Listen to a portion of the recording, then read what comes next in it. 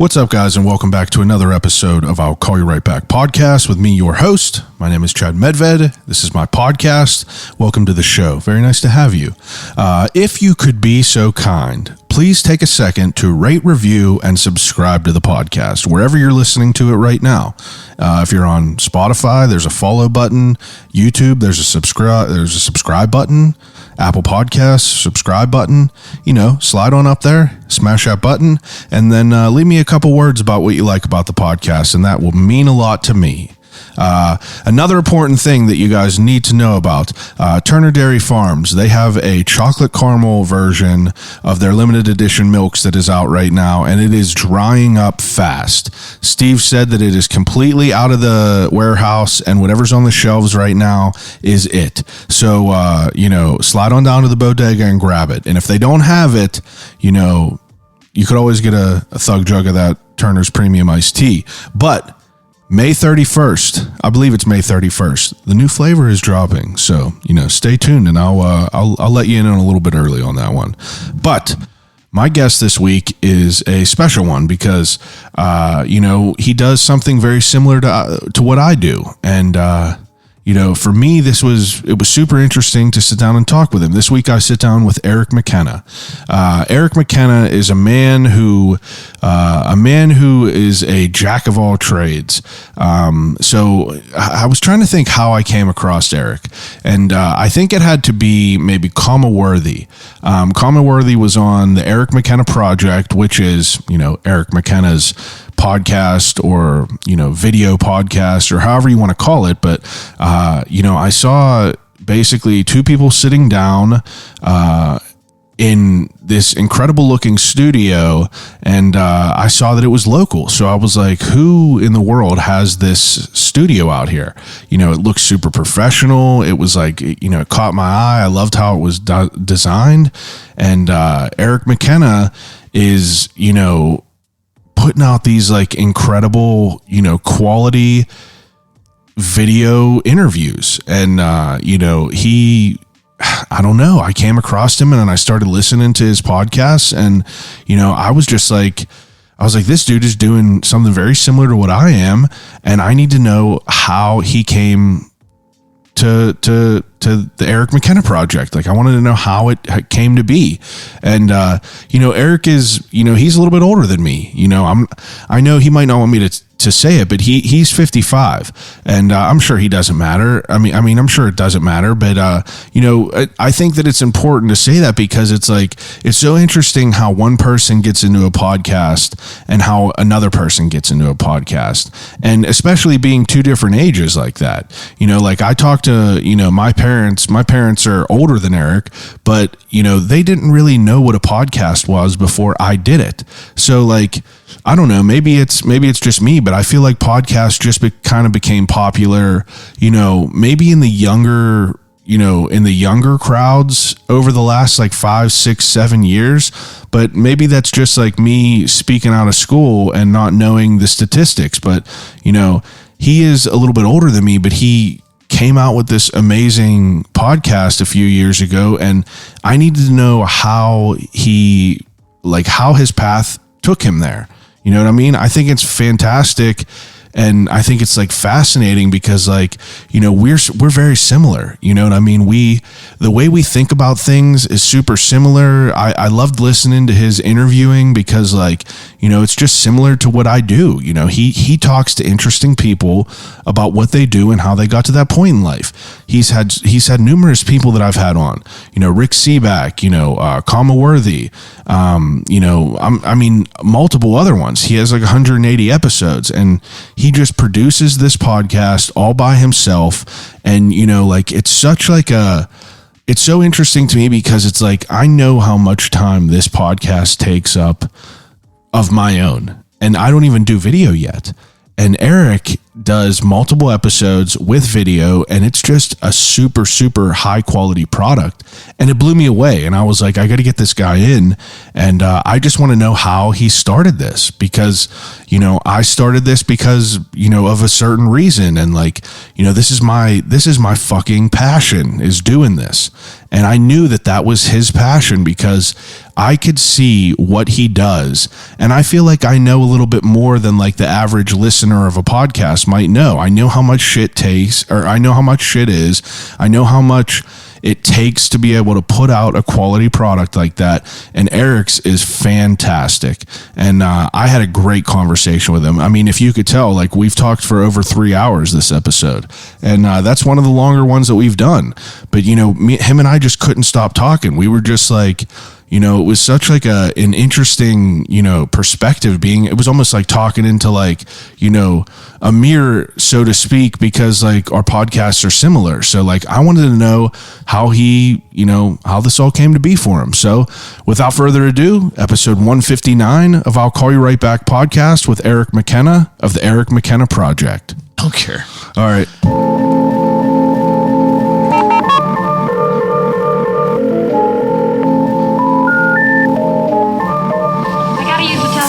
Hello?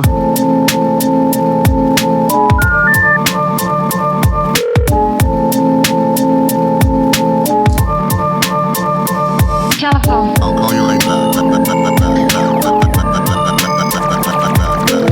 you right back. Telephone. I'll Call You Right Back podcast. But like I said, I appreciate you coming over and doing this. Pleasure.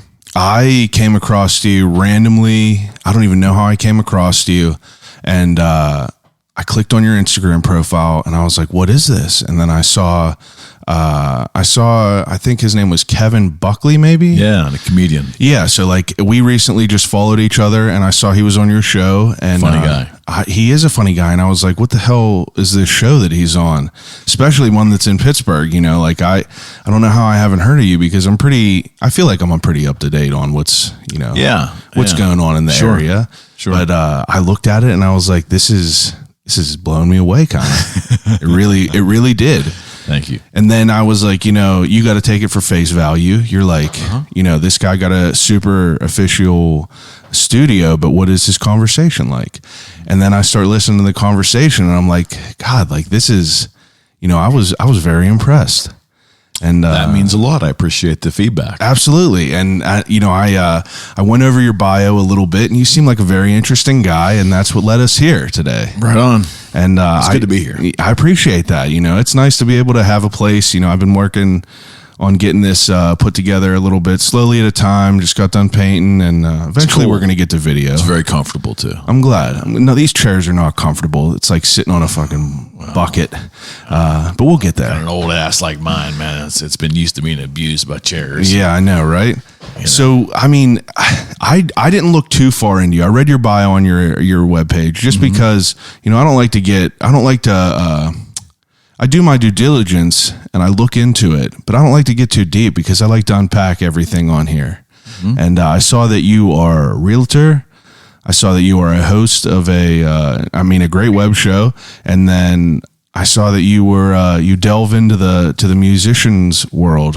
I did quite a bit, I think. I did, yeah. I saw the picture of who was it from Kiss? Paul Stanley. Paul Stanley, yeah. Looked at your website and I'm like, so I was trying to prepare on how I wanted to even unpack this all. But are you from Pittsburgh? You grew up in Coriopolis? I did. I grew up there actually, and somehow in some wacky way, I ended up back there a couple of years ago. My wife and I bought an old Victorian, and but I lived in Mount Lebanon for a while. Lived in Moon Township, Crafton area. Always a Pittsburgh resident, though. Always in Pittsburgh. Mm-hmm. Traveled a lot in my life. Yeah, but I've always resided here. So how old are you? Do I have to say?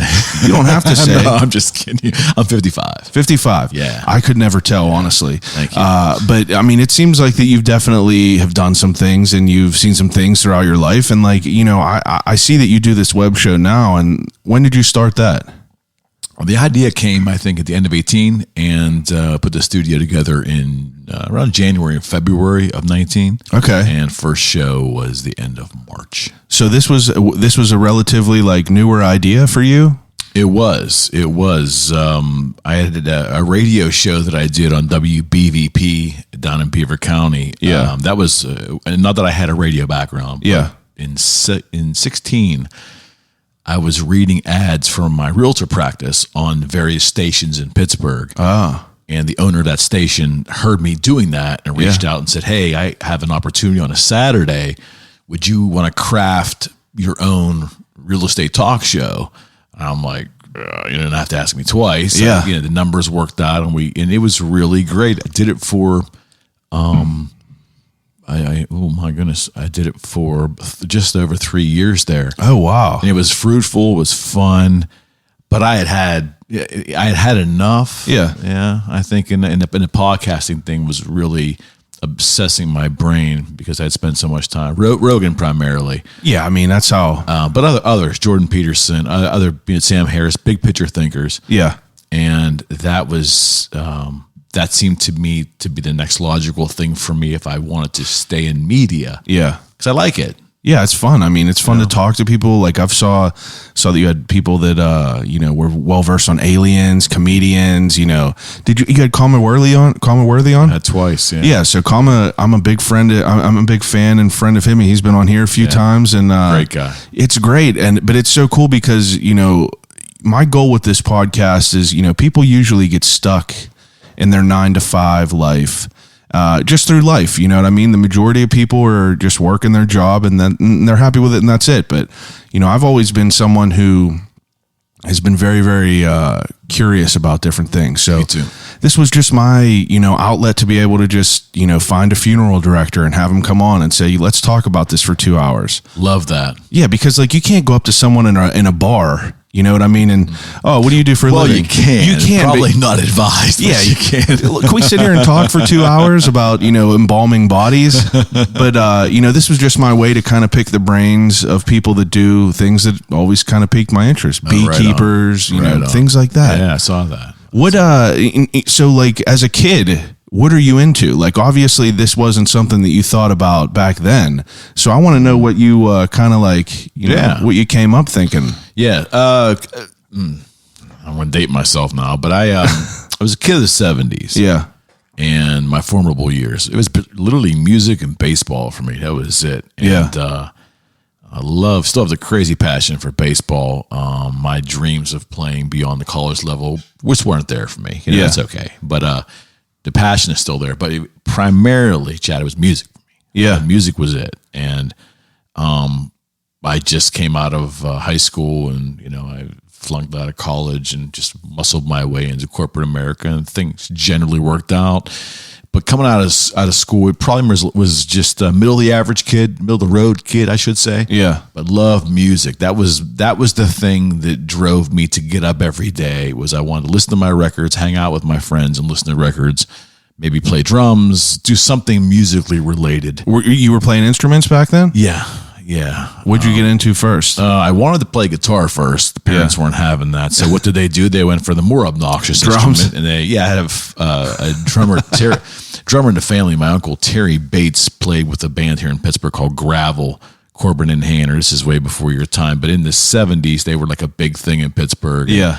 Gravel had a good run. So I was always around that environment. And my uncle was like an idol to me, right? So I wanted to play the drums like him. Yeah, absolutely. Fast forward, big Rush fan in the 70s. Neil Peart of Rush, the crazy drummer. I was into that drum vibe. I tried the guitar, just didn't stick. Really? I would have never guessed. I thought you would be, I see your guitars all over your studio and everything like that. And, I just didn't know too much about you. But it's interesting because, you came into, I saw you had an online guitar business. Yeah. So, from that point of graduating school, what were you thinking about for work coming out of school? Yeah, good question. So there's a good period of time between the time I left Cornell High School in Coriopolis is where I somehow graduated. Yeah. Until 1999 when I started Boogie Street Guitars, the online company. So that was 16 years. I didn't want to go to college, kind of went there. Yeah. And, if you're not into something or if the passion's not there, you're not going to do well. Oh, yeah. I didn't do well. And the 80s was a tough time in this country for jobs, period. Yeah. I somehow was able to work warehouse jobs and heavy labor jobs for a short period of time and ended up muscling my way into a customer service position, a desk job. Yeah. Without a degree. Yeah. But I realized that if I really learned how to simply be nice to people and accommodating and put that smile on my face, that could somehow, in some instances, overshadow the lack of paper that I had, right? Absolutely. And opportunities just came my way in customer service and sales, a company called RPS, which became Federal Express Ground. AT&T Wireless, which became, Cell One Wireless, which became Cellular One. AT&T Wireless. Cellular One became AT&T. So I was on the cusp of all this kind of newer industries in Pittsburgh here, and I did okay. And then I became a sales rep for a company called PageNet when pagers were a thing. I don't know if you can remember a pager. I know what a pager is. Yeah. Surprisingly, I know what a pager is. I'm not that young. So I hit my stride around 90, about 94, 95 there. Started making more money in sales and quote unquote sales management than I could have ever dreamed of coming out of this little hometown of this little mill town of Coriopolis. Absolutely. And things were great. Got married for the first time, and life was pretty good. It went through a tragedy. I lost my only sibling, my younger brother, to narcotics right around the time of 96. I read that on your bio. I'm sorry for that. Yeah, no, that's okay. And it was really a watershed moment for me, for all the grief and the despair of it all and the tragedy of it all. Really realigned my thinking. We can get into that. But the corporate sales job was fruitful. Paging was kind of coming to an end as cell phones were replacing them. What year is that it comes to an end? I left the company in January of 2000. Okay. And they were pretty much out of business by January of 2001. Wow. So I definitely remember it for a brief time. I remember it. I remember seeing pagers everywhere. I had one that did not work that I thought was so cool, clipped on my belt. But it was an interesting time. Pagers were. I remember calling my mother and leaving the number for her to call back. And it's such a weird thought to think of now. Yeah. Because right now we just have everything right at our fingertips. We're very spoiled right now. Spoiled, absolutely. Yeah. So, coming up into, a real adult job, you come into more money to be able to have, it provides more opportunities. Right. And while you're doing all this, are you still involved in the music? Yeah. So music's always that random, crazy passion for me. Just like, whether it was, whether I was working heavy labor, I was working in customer service, call centers. Then I finally got into sales. I was that guy / young adult that would put the tie on and the khaki pants. That's what we wore back then. Yeah. But I would go into my car, and from any day I could be, putting a heavy metal CD in or cassette tape and listening to, Kiss and Black Sabbath and Led Zeppelin, all that stuff. Or that I could be putting an Al Di Meola and just crazy, jazz fusion stuff. Yeah, real heady stuff. Once in a while, Prince or Rick James. I had a pretty good palate, That's good. But the music was the driver for me. Generally speaking, there was always a soundtrack in my head all the time. That's awesome. And I don't know. It's maybe a cross to bear. I don't know, because it's I love it. I love being so immersed in the music, but there was times it was distracting for sure. Yeah, absolutely. But it gotta be. I grew up in obviously a different time, but I grew up around my best friends being in bands. Mm-hmm. I was never a musician, but I was always there. I was always at all the shows. So that was a very, very big moment in my life where I could have, luckily my parents kept a thumb on top of me a little bit better and kept me on course, to set me up for success, if you will. Right. In my later years, I tend to think, was it for the better or for the worse? But, it was cool to see that, I was, I had my feet on the ground in that musician's world. And it's I wanted to be a part of it, go travel and go on tour and sell merch for people and do all that. But my parents were always just, you want to have a secure job. You want to I heard security. that stuff too. It just, for me, boy, I'll share this with you. It's a story I've repeated a lot, but for those who've maybe never heard it, that are listening to this, my father had come into my bedroom as a kid and had ripped down a bunch of Kiss posters I had on the wall, and and I remember distinctly him putting them up to my face and saying, "These assholes are never going to help you find a job." Wow. Yada yada yada yada. And I'm assuming my grades were bad. And Yeah. I think I was in like the eighth or ninth grade. Yeah. But I remember it clear as a bell. Absolutely. Fast forward, I think it was 2006, 2007. I had just commissioned a bunch of custom Boogie Street inspired Paul Stanley guitars in conjunction with working with Paul and Washburn. And I had the invoice in front of me, for it was a couple $100,000 that we were going to buy these guitars and turn around and sell them for a really good margin. Yeah. And I called my father on the phone. I said, "Dad, it's your son. Do you remember that time you came in my bedroom and told me that these assholes aren't going to help me feed my family?" Yeah, exactly. I just signed yada yada yada, and it was a good laughing moment. But you say things to your children, my Absolutely. friends. I warn you out there, what you think could never happen Sticks can with you. sometimes happen. Definitely sticks with you. The moments where you, it's surprising, like some things that stick with you a little bit more, some conversations Sure. that stick with you. It reminds me of you ever see Detroit Rock City? The movie, Yeah. yeah. It reminds me of the mom from the drummer, and she's Yeah. like, "These tickets." But Good analogy. yeah, so it's like it's interesting to you're obviously we're different ages. I'm 30, so coming up is interesting to see how people maneuver this, because I don't know too many people, that I feel like Pittsburgh is way behind in the podcasting scene. I think so as too. I think so as well. Absolutely. I've been doing this for a few years. I did one 6 years ago, and 6 years ago there was no listeners. No one knew what a podcast was. I got into it from Rogan.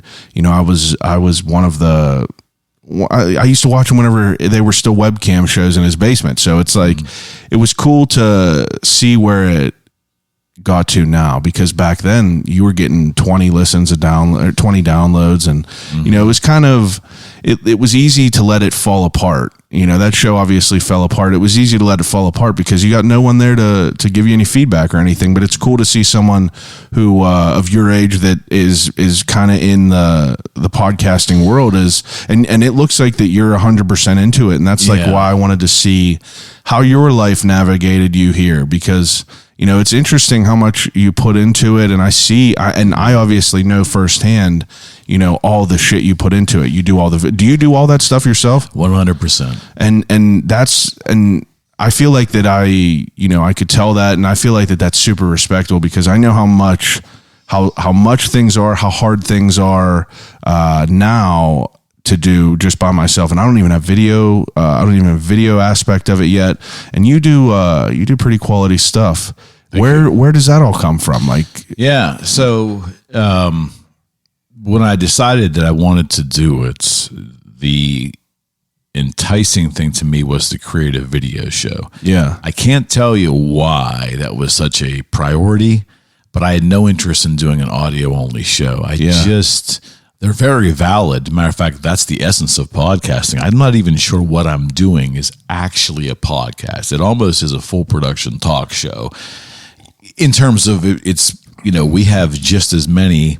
In the beginning, we had way more video watchers than we did downloads, but the downloads have really started to even out a little, which is tremendous. The audio, I'm blown away by that. Yeah. But I wanted that video thing, and the reason the studio is, and thank you for the compliments, but the reason the studio, or the attempt was to be as professional as possible, was that, number one, I had some video background in regards to editing and so forth, not professionally trained, but I did video work with my real estate practice, but more importantly, when I had the guitar business, we would do weekly updates and video stuff, a little more primitive then. Yeah.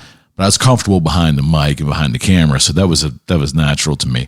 My thought was, though, when I came out of the gate with this show, that when you saw the first Eric McKenna Project show, if it looked good, we had a chance of maybe capturing people early, even if they didn't know me or maybe didn't know the guest, or really had no interest in the content, we would just the visuals alone would hook them for a little bit. I'm a perfect example. I think it kind of worked. I think it, and I will tell you this: what's been wonderful is the feedback from the guests that come in, because the studio is pretty eclectic, and we can talk about that. But it's cool. I'm pretty proud of it. It's got a lot of lights, personality. It's real, and it's a harken back to or a tribute to the era of Boogie Street guitars and what we did and who we worked with.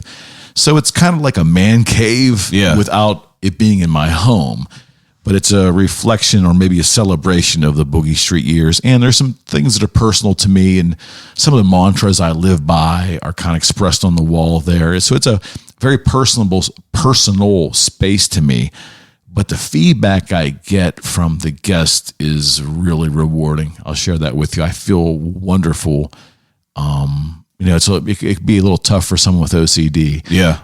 But ultimately, the guests are kind of blown away with the experience of the show, and then they convey that to me. And in the finished product, they're kind of blown away that it's something on par that you would see on television. 100%, man. And it's not that hard. I think when you get into video and so forth, I'd love to talk to you about that. Oh yeah, give some ideas. But the multi-camera angle thing, a lot of people throw their hands up and say, well, I don't want to get involved in something so difficult. Not to give the secret away, but if you really do it right. Yeah, I know it's not hard. That bad. The only reason that I have not done it yet is because, like I said before, whenever I did the show, I did it in my living room, and I never had, that was a living space that me and my wife used at all times. So it was like, I wasn't able to create a consistent environment there. And I didn't want to ever put anything out that wasn't, I didn't want to put it out and have people, I didn't want to set that up for expectations. Yeah, because like you said, it's not good quality up to my standard. And this studio is slowly coming along. But you want to come out of the gate clean. Yeah. From day one on the video, and I really believe the essence of that's going to be to come out of the gate as professional as you can make it, and then try to stay real consistent. And consistency, we're going to jump around a little bit here, so I apologize. But the consistency, don't apologize. Why I love what you're doing and what I believe in what I am doing, although we'll talk about, I'm coming at this venture from a different standpoint, I think, but consistency is fucking everything. Yeah, absolutely. I mean that because America is, for all of our ills, we are just an incredible country because the keys to the kingdom, in my humble view of success, is consistency. Absolutely. You could put a average product out there in our society, but if you are consistent and you're willing to put the time in and you refine what you do and you make slow incremental changes and hopefully improvements, in spite of any ineptitude you have, you're going to make it. It's going to become something because you continually did it. The band I worked with, the rock band that is so intertwined in my life, is Kiss. They were not the best musicians. They were fucking weird. Yeah. They didn't fit any molds. They didn't have any trends. They were in style, out of style, in style, out of style, but they did the same thing over and over and over and over. Yeah. They forced the public, and I mean, they forced them to see that logo an infinite amount of times where it became part of their consciousness. And while they may not have all these hit singles, they've got a ton of album sales, their concerts sell out, and you can make the argument that, again, it's not the most high quality of music. There's plenty of better musicians. Paul Stanley's a wonderful singer, but not the best of rock and roll singers. Gene Simmons is what that is. The point is they willed themselves on the American people. And in our own small little way, consistency will will yourself on the conscience of, let's say, Southwestern PA. Yeah. It's just a matter of taking the shots, because there's going to be some along the way. Mm-hmm. And if your heart's in it and you believe in it, you just got to be consistent, be a rockhead day in, day out, keep doing it. And I tell this to anybody in any venture, you just have to you have to live it. You got to eat it. You got to breathe it. It's got to be part of you. And if it isn't, that's okay too, but just get the fuck out. Yeah, I agree completely. You know? That's what, so, I mean, a couple things like resonate with me, and it's like a lot of people will message me and ask me about starting a podcast, and I'll tell everyone the equipment I use, how I do it, what I do. And, you know, that's not really anything. That's about 10% of what it is. And it's like, I could tell you everything. You lead a horse to water, but I mean, I put in the time every week. There's weeks like I don't skip podcasts, like, and it's just the consistency of it. And that's in the beginning. You know, I look at people like Mark Maron, never had video, very, very, you know, primitive style of podcasting, very successful. And I love, you know, I had reservations about doing video, but I've since changed my mind. But I've had reservations because, you know, I'm not someone who wants to always, you know, I don't want to be conscious of like being on a camera the whole time, adjusting myself. You know what I mean? It's just like that's something that like I don't even give that shit a second thought. I get it, but after a while you won't even. I get that, but there's people that will give that a second thought. Like, what do you mean? Like people that are guests that come on. You know what I mean? Guests might, you know, people sometimes have reservations about even coming and saying, because people will ask me, how long are your episodes? And I go, we usually go for around, you know, anywhere from an hour and a half to 2 hours. You know, it's pretty long form. People seem to, you know, this is more of our wheelhouse. We kind of have went through the mud. We got through the mud and we're kind of cruising along, you know, smoothly now. But some people don't, you know, they're not as receptive to sitting down and having a podcast. But they're just not your people right now. They're not my people yet, but once they have the experience to come in here and do it, they start to understand it. But like I said, I do want to do video. I think it adds definitely a whole different. I think so. It's you know, there's plenty of studies you can find out there. But there are a good portion of our society who, while they might not sit and watch my entire show, they may put the show up in the corner of the screen while they're working. Yeah.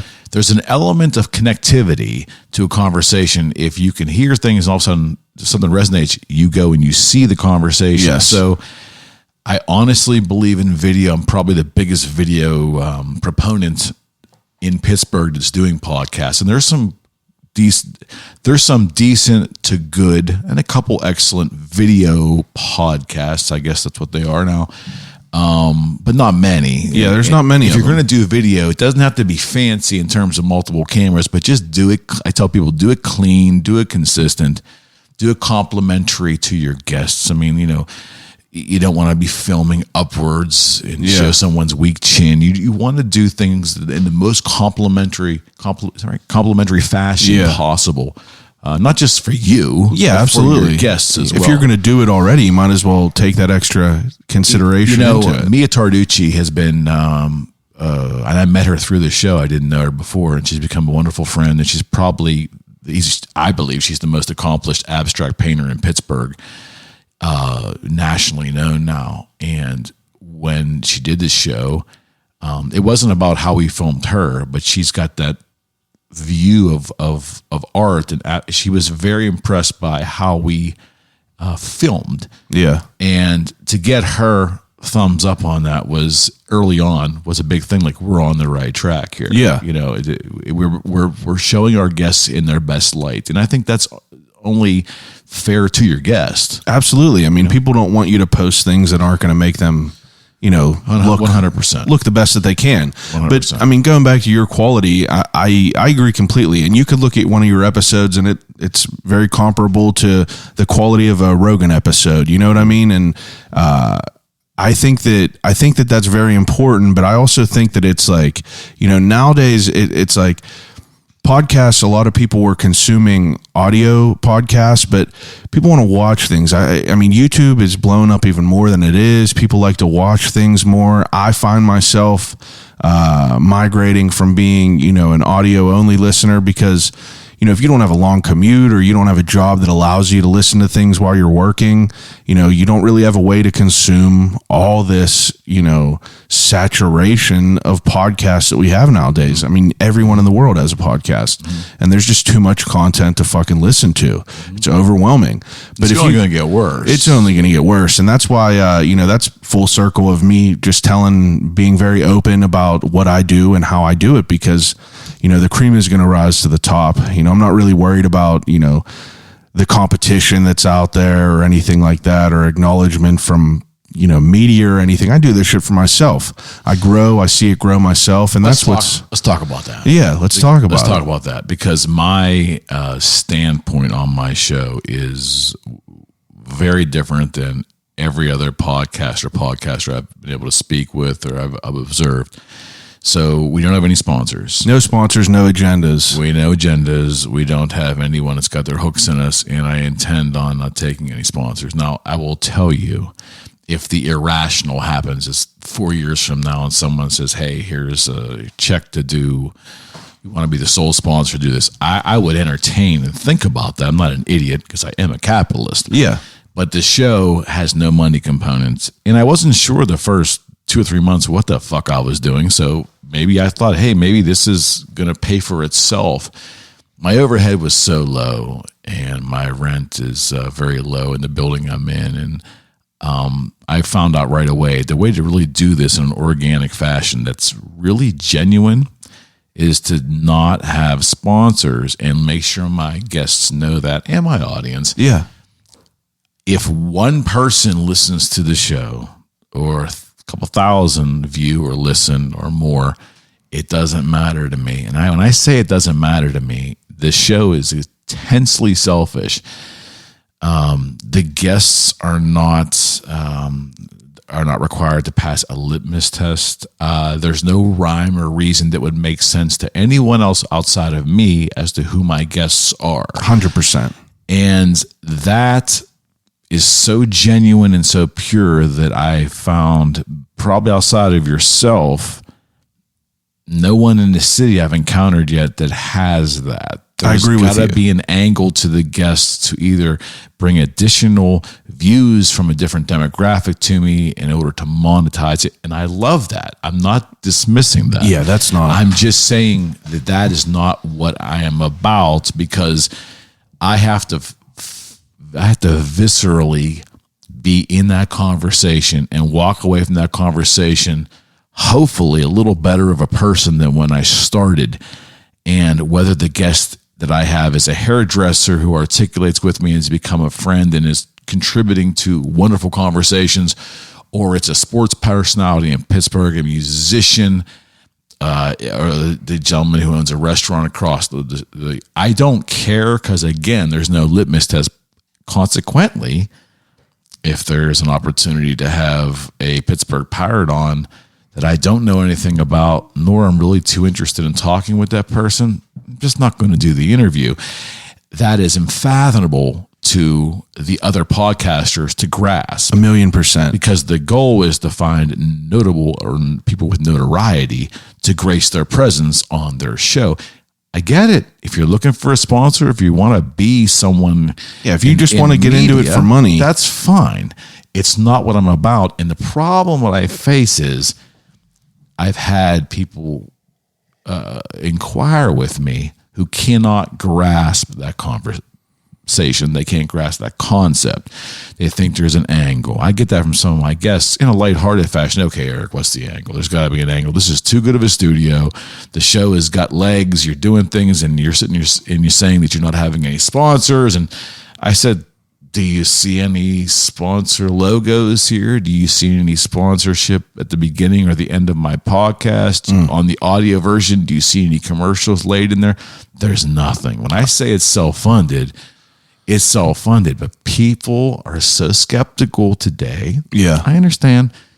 They can't grasp it. They think there's an angle. And I'm hoping the longer I go with this format, they're going to eventually believe that, hey, he's telling the truth. Yeah, you beat him on the head long enough, eventually it's going to come through. I'm off my soapbox now, but I just, for me, and again, if my circumstances in life were different, or if my desire was different, maybe I would monetize. And if I was trying to monetize a show, it would look different than what I'm doing, and I would go for it because I'm a capitalist. I'm a guerrilla marketer at my core. I can do all that stuff, and I've done it with musician instruments, promoting bands. I've done it with my real estate practice. I know generally how to market. Yes, it's what I do.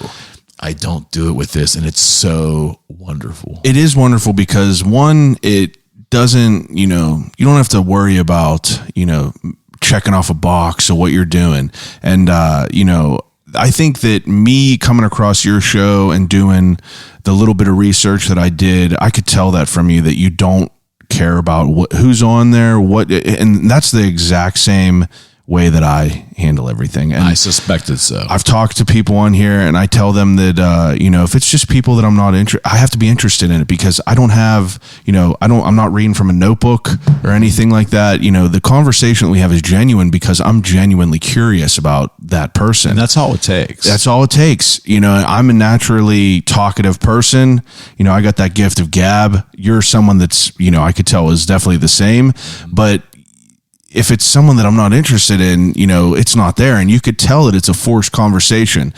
That being said, I do have one sponsor. That's the only sponsor that I have. And I'm sponsored by Turner's Tea. Oh, right. Well, if you're going to have one, that's a good one to have. You know what I mean? That's I grew up on Turner's a great Tea. one to have. But I talked to them. I had Steve Turner on here. I listened to that episode. Oh, I appreciate that. Twice? I had him on here twice. Yeah, I had him on here twice. But, he was, he gravitated towards the way that I handle things and the way that I do things and the variety, because I don't give a shit about your background. I had a person on here who was a Pittsburgh wildlife expert. Like, these people don't have followers. Like, I don't need you to post my shit on your story. I don't care if you do that. Right. I want to talk to you. And I think that these conversations I think that they're so quality because of that. You know what I mean? Like, this is, I have a psychic on, people that run haunted houses, just weird fucking people. I'm weird. I want to talk to the weird people about how they got to that point and where or what they do and how they got to that point in life. Yeah. And I could tell that with you because if you look at all your guests, there's not like it's eclectic. You're not looking at just 1,000 musicians. You know what I mean? And there's people that are podcasts in Pittsburgh that just only really talk to musicians. There's a great one. Brian Sykes is Brian Sykes. The beat. I love him. I love him. And he's got a niche on that, and God bless him. He's been killing it. And he's one of the only other people in Pittsburgh that I think that put in, like, that dude does an insane amount of work. The majority of his episodes are musical guests, right? And or the art community, some of the art community musicians. It's that bent. It's that area over there. But it's like I respect that, and you could tell that. Like, I was on his show. We talk about all different things, but it's like he has kind of like a theme, not really a theme, but he kind of stays in that area, and he definitely has other people, but I want to be as vast as I could be. You know what I mean? That's why, like, I don't really care who I have on. I mean, you don't have to, like you said, there's no test. You don't have to, no litmus test. You don't have to have a certain amount of followers. You don't have to have a crazy life or anything. Right. If you're a person that I genuinely find myself coming across their Instagram, and, I'm just like, I'm curious about this person. Exactly what I did with you. But I feel that we're very similar in the way that we conduct our podcasts and the curiosity that we naturally have for people and what they do.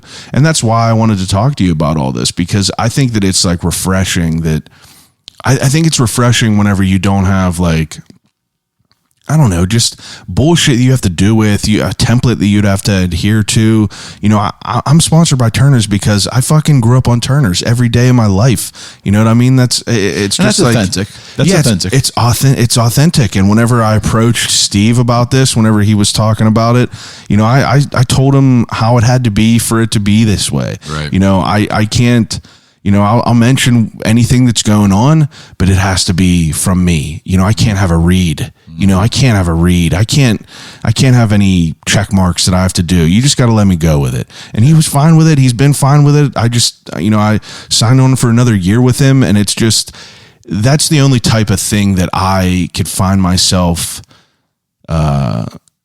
gravitating towards. I think those firms are out there. I think if and you hear that, folks, if you have that kind of arrangement or you're open to that kind of arrangement, this is the guy you want to talk to. But I think that kind of arrangement is there. I'm kind of manic about staying away from it completely. I guess in prior podcasts I was on years ago, and then doing the radio station gig for 3 years, talking real estate and things that we did there, and seeing the influx of commercials, and sometimes there was conflicts and things and reads and all that. I just got a real bad taste for it. Again, if my circumstance was different and I really needed to be smart about how I funded the show and created it and so forth, then I would probably look to do something different. But yeah. For me, I'm in a unique position where I don't need to fund it, and by damn it, I'm not going to do it. Yeah. I like that autonomy. I like the fact that no one's got their hooks in me. Absolutely. I don't have to worry about saying fuck. Yeah. In a show, which we don't say it to say it, but there's moments it comes out. It comes out. It's just a matter of a difference in creative opinion. The creativity of my show is mine alone. Yes. I don't owe an explanation to anyone, to anybody. And what's great about social media is, Facebook has been tremendously kind to me throughout the years with the guitar business, with my realtor practice. My God, it's been incredible. The people, the friends, and the followers on Facebook have been amazing. And they've been equally amazing on this show. YouTube channel, people are saying, oh, I can help you grow your YouTube channel, and you could listen. Get emails all day about it. Put these shows on YouTube. You can find them there. We don't concentrate. We put them there, and it's slowly growing. Yeah. I'm not even paying attention to it because I just don't care. Yeah. But that's a spot that people want to get it. Some people don't use Facebook. They can find it on YouTube. Yeah. But the Facebook community has embraced what I'm doing. That's your main focus is Facebook? I think so. We have website, ericmckennaproject.com. Yeah. And we link the YouTube there, and the download app, the Apple audio only podcast is there. Yeah. Apple, Spotify, Google, we're on all of those. Yeah. But the Facebook video has been tremendous, really tremendous. And I just don't, again, it's just very selfish. And it sounds like it's just a hook for me to say, why do I don't care? When I tell you I don't care, if one person or 8,000 watch a show, it's satisfying when people get stuff out of it. I mean, it's rewarding when people say, really, I watched this show and Eric, it was so great. I am humbled that anybody gives a shit to watch any of these conversations, because they're really personal conversations. Absolutely. You're giving me part of your time. Absolutely. So that person that's coming is just engaging in good conversations. We are the anti-soundbite. That is my moniker for the show. I hate sound bites. I hate the fact that we absorb our news and we absorb our entertainment news, and we absorb everything today, even communication with other humans.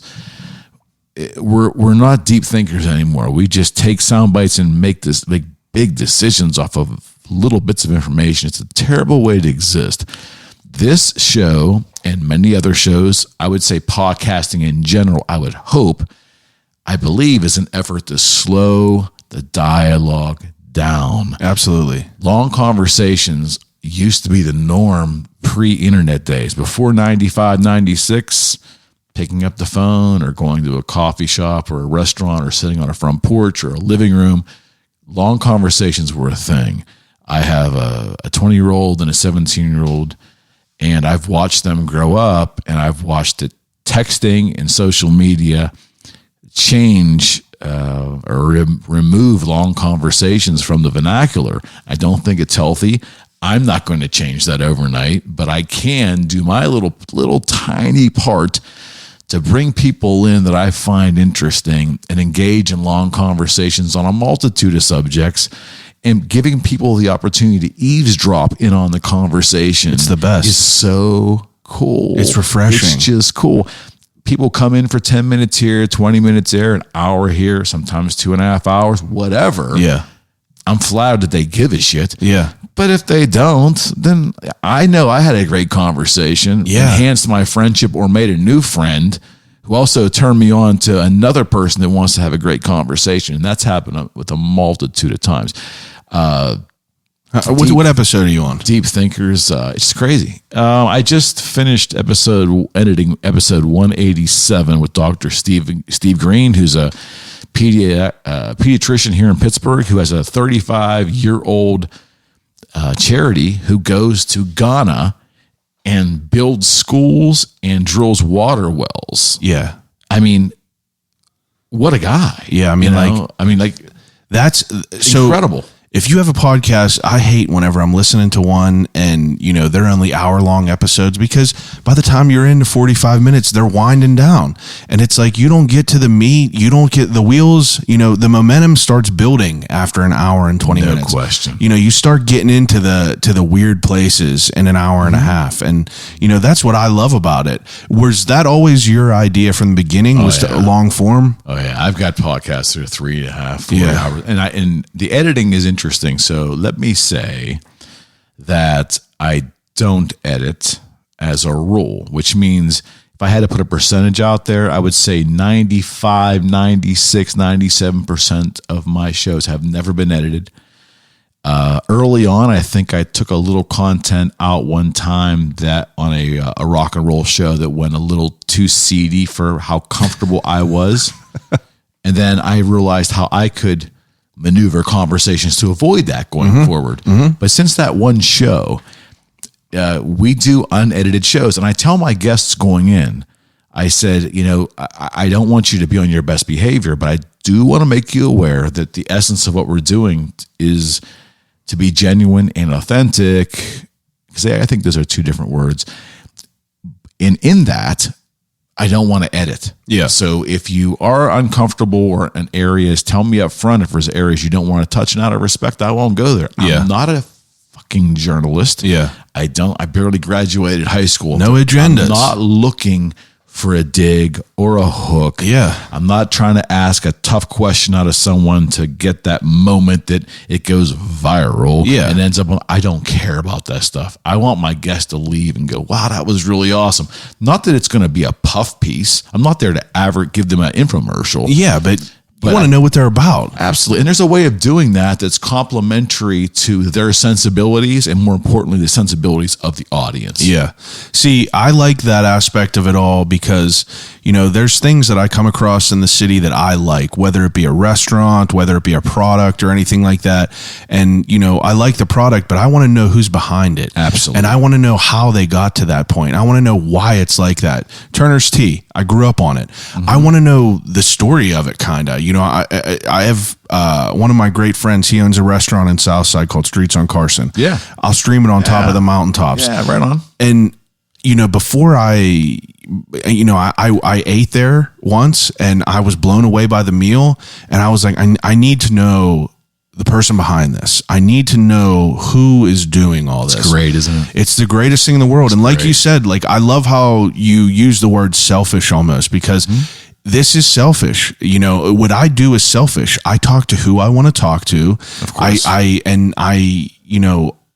curate the show how I want to curate it. And that's selfish of me. You know what I mean? And, fortunately, you're damn right. And it is. And I can admit it. Is there virtue in that? Yeah. You're damn right. There is, but it's it's also part of what's appealing about my show. Well, sure. You know what I mean? This is, you're building this brand, and this is making you. And this is what I tell people, which, again, you have to be a critical thinker to see this through and understand my intent. And that is, it's my show. My show. I'm going to run it the way I feel. And if you don't like it, you don't have to fucking listen to it. It's totally cool if you want to bypass it. If you don't dig what I dig, listen. I love so many people that I guarantee, and they're in my sphere, I guarantee you probably never listened to and that's fine. 1,000,000%. I'm not trying to sell you anything. There's no sales aspect of what I'm doing. But and you know what I have want to that do. in my life. You know what I do. And if you want to get into it, it's right there for you. Well, yeah, that's the thing. And I've had some conversations with people. I said, listen, I appreciate the advice. The feedback is coming from a genuine place,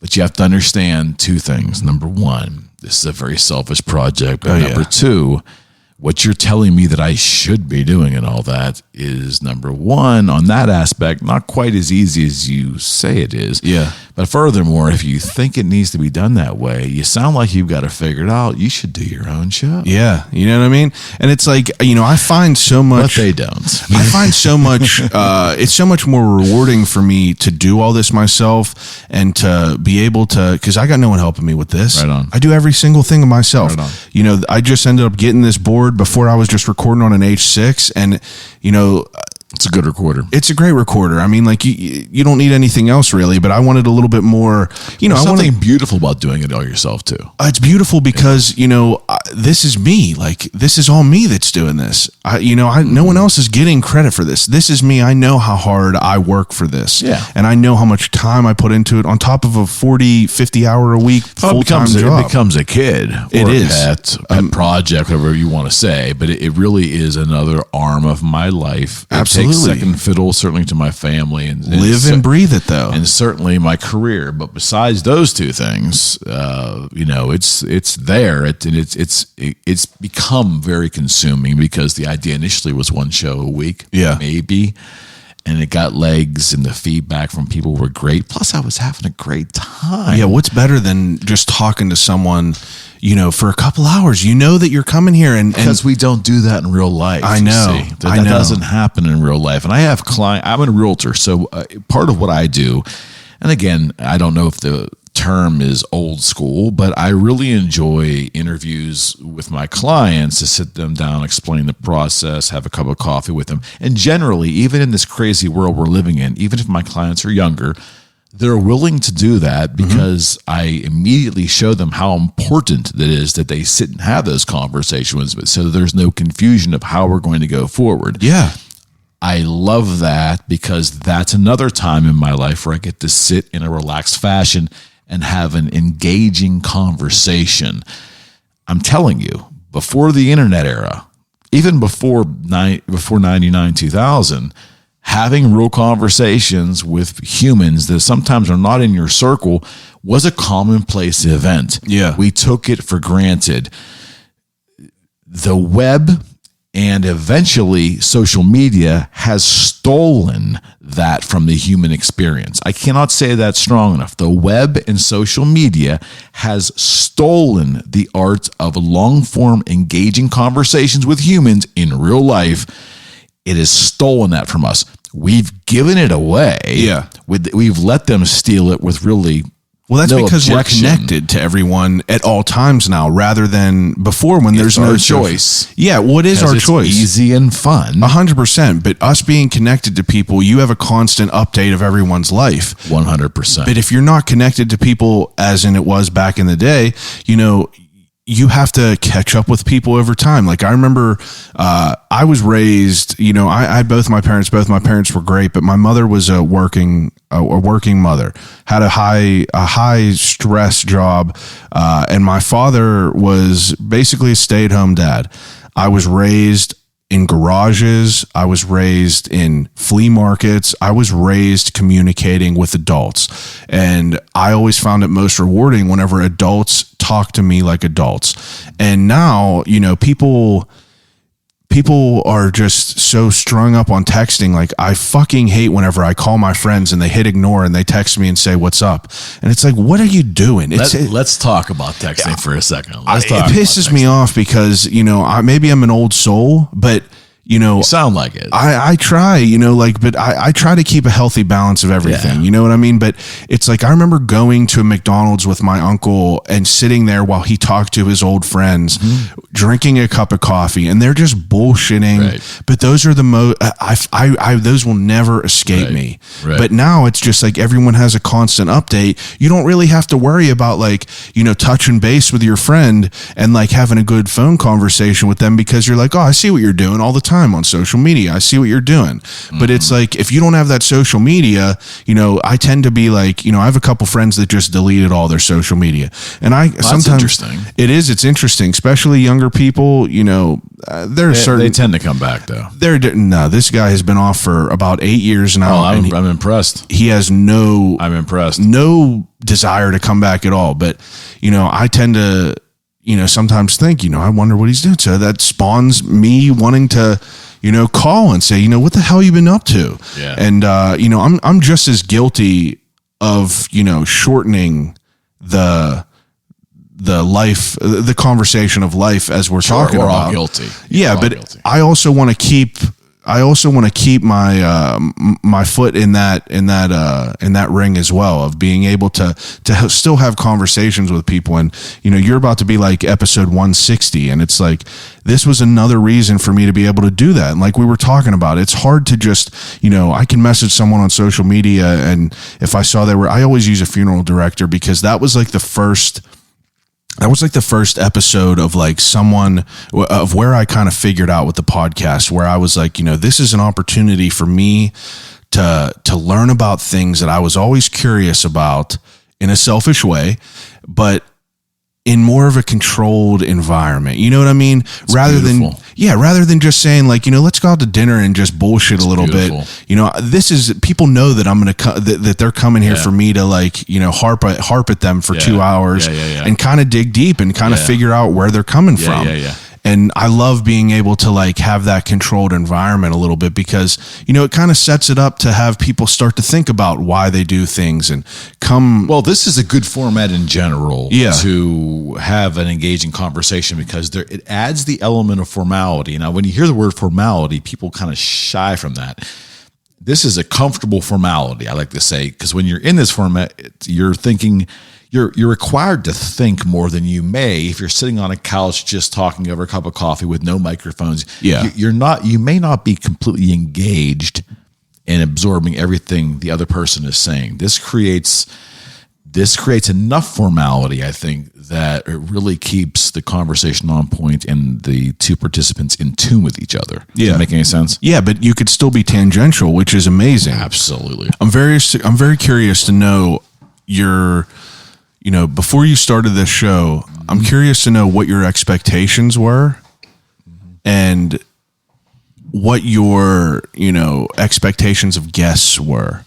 Because at first, whenever I was doing this, I really wasn't sure where I wanted to go with it yet. I kind of had an idea that I wanted to talk to interesting people about what they do and how they got to that point in life, but eventually it kind of got more vast. You know what I mean? At first, you don't have any foundation. So it's like, I had to build a resume, per se, to kind of get some different people on here for people to be like, because if you go up to someone and say, hey, I want you to be on my podcast, and they don't have something that kind of looks the way, it's a little bit harder. But now, I'm thankful that, I kind of have to turn people away. But I'm curious to know, like in the beginning, did you have an idea of like how you wanted to curate the podcast? That's a great question. You're forcing me to talk about something that's uncomfortable, which is great. I love it. I will do it. So in the beginning, I did not know what I was doing in any capacity. Now I don't know what I'm doing, but I have a slight comfort level. Yeah. So in the beginning, again, no delusions this was going to be a money-making thing, but I figured that, maybe there could be sponsors that made sense based upon my background and personality. And then how would I manage that? Like, what kind of guests do I need to have? It wasn't until, my answer to your question is, I thought I needed to get people of accomplishment. Yeah. Initially. Yeah. As opposed to those that were known for dynamic thinking or do dynamic or unique things. Yeah. That was kind of like where I went second. And then I had a conversation with a good friend of mine, Jim Stewart, my lifelong friend who has been probably the guy that doesn't have the social media in my life. He hates when I say this, but he's like a super genius. He's just a high IQ, high dynamic, achieving guy, executive with a big firm here in Pittsburgh for 30 years, lifelong friend, fellow guitarist, great family man. Hard to find a fault in this guy. Yeah. And after a conversation with him and my good friend Rocco Koza, that my business attorney friend, and a couple other people, I really bounced the idea off of them of, look, let me make this purely selfish. Basically, just toss all the concept of sponsorship or toss all the concept of a predetermined guest list. I had a small advisory panel in the beginning who was going to take the guest portion away from me because I figured that was the way to do it, right? Yeah. Tell them things I dig, let them go out and approach guests and so forth. I'm way too stubborn for that. I threw that nonsense out after like the first 15 shows. Yeah, I realized that was ridiculous. Then it became very selfish. And after talking with Rocco and Jim Stewart, talking with a couple other people too, just look, what if I take this idea? Michael Cowden, my broker at Cowden Creek, a very good friend of mine, running it by him, saying, look, let's just turn it upside down, turn the program on its head, make it purely selfish. And selfish is a tough word. Ayn Rand, the philosopher, objectivism is her thing. And she wrote a book called The Virtue of Selfishness. Selfishness is not entirely always a bad thing. Yeah. In our society, it tends to get that way. But in this instance, selfishness to me means that the choices involved in the direction of my life and my venture need to be my own, of my own volition. That's Absolutely. what I mean by selfishness. Absolutely. Well, making that decision after talking to with these fine folks, and then also advertising to people that it's a non-sponsor, no agenda, no bullshit show, that all kind of convalesced together. That's when everything just opened up for me. That's when I was able to meet people a guy was a bartender, but he was the most deep thinking person one of the most deep thinking people I've ever met, had him, amazing conversation.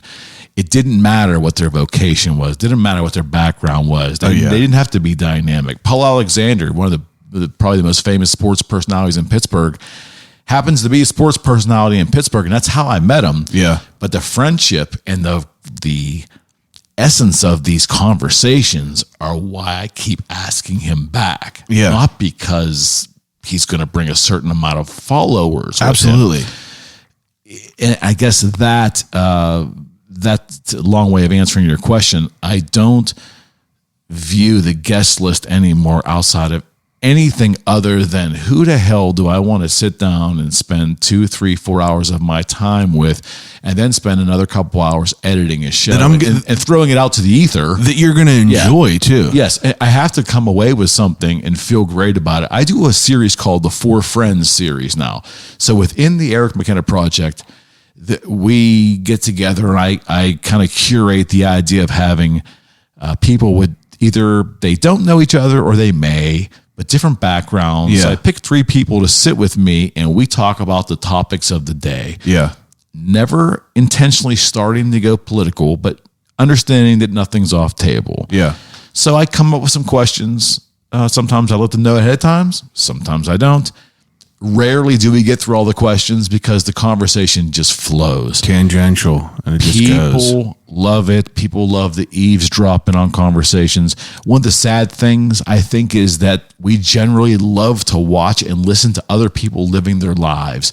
I'm not saying that's a healthy aspect of the year 2021 for the American psyche, but that's kind of what we do. Yeah. Reality TV proves that out. 100%. People like to listen to other people having conversations. It's voyeuristic in nature, I guess. I don't know, don't need to understand. Yeah. But that's what happens. So you put 3 people with me in a room with different backgrounds, and we talk about addiction. We talk about what it's been like through the pandemic. If they want to talk about the polarization of politics, I let them. Yeah. The point is, I walk away sometimes going, wow, that was deep, heavy, or that was funny as hell, or whatever it is. I'm walking away from it a with something tangible. Yeah. Does that make any sense? Absolutely. You get something from these conversations. I mean, if you're going to have a conversation, it's like, I want to gain something from it. Mm-hmm. And, I think that it's so interesting because it's like, one time I was sitting on this porch and, I was sitting on the porch outside of my home that I grew up in, and I was looking at these houses next to, everywhere else. And like, I've was living there for 20 years, but I looked at these houses and I'm like, in every single one of these houses, there is a whole nother story.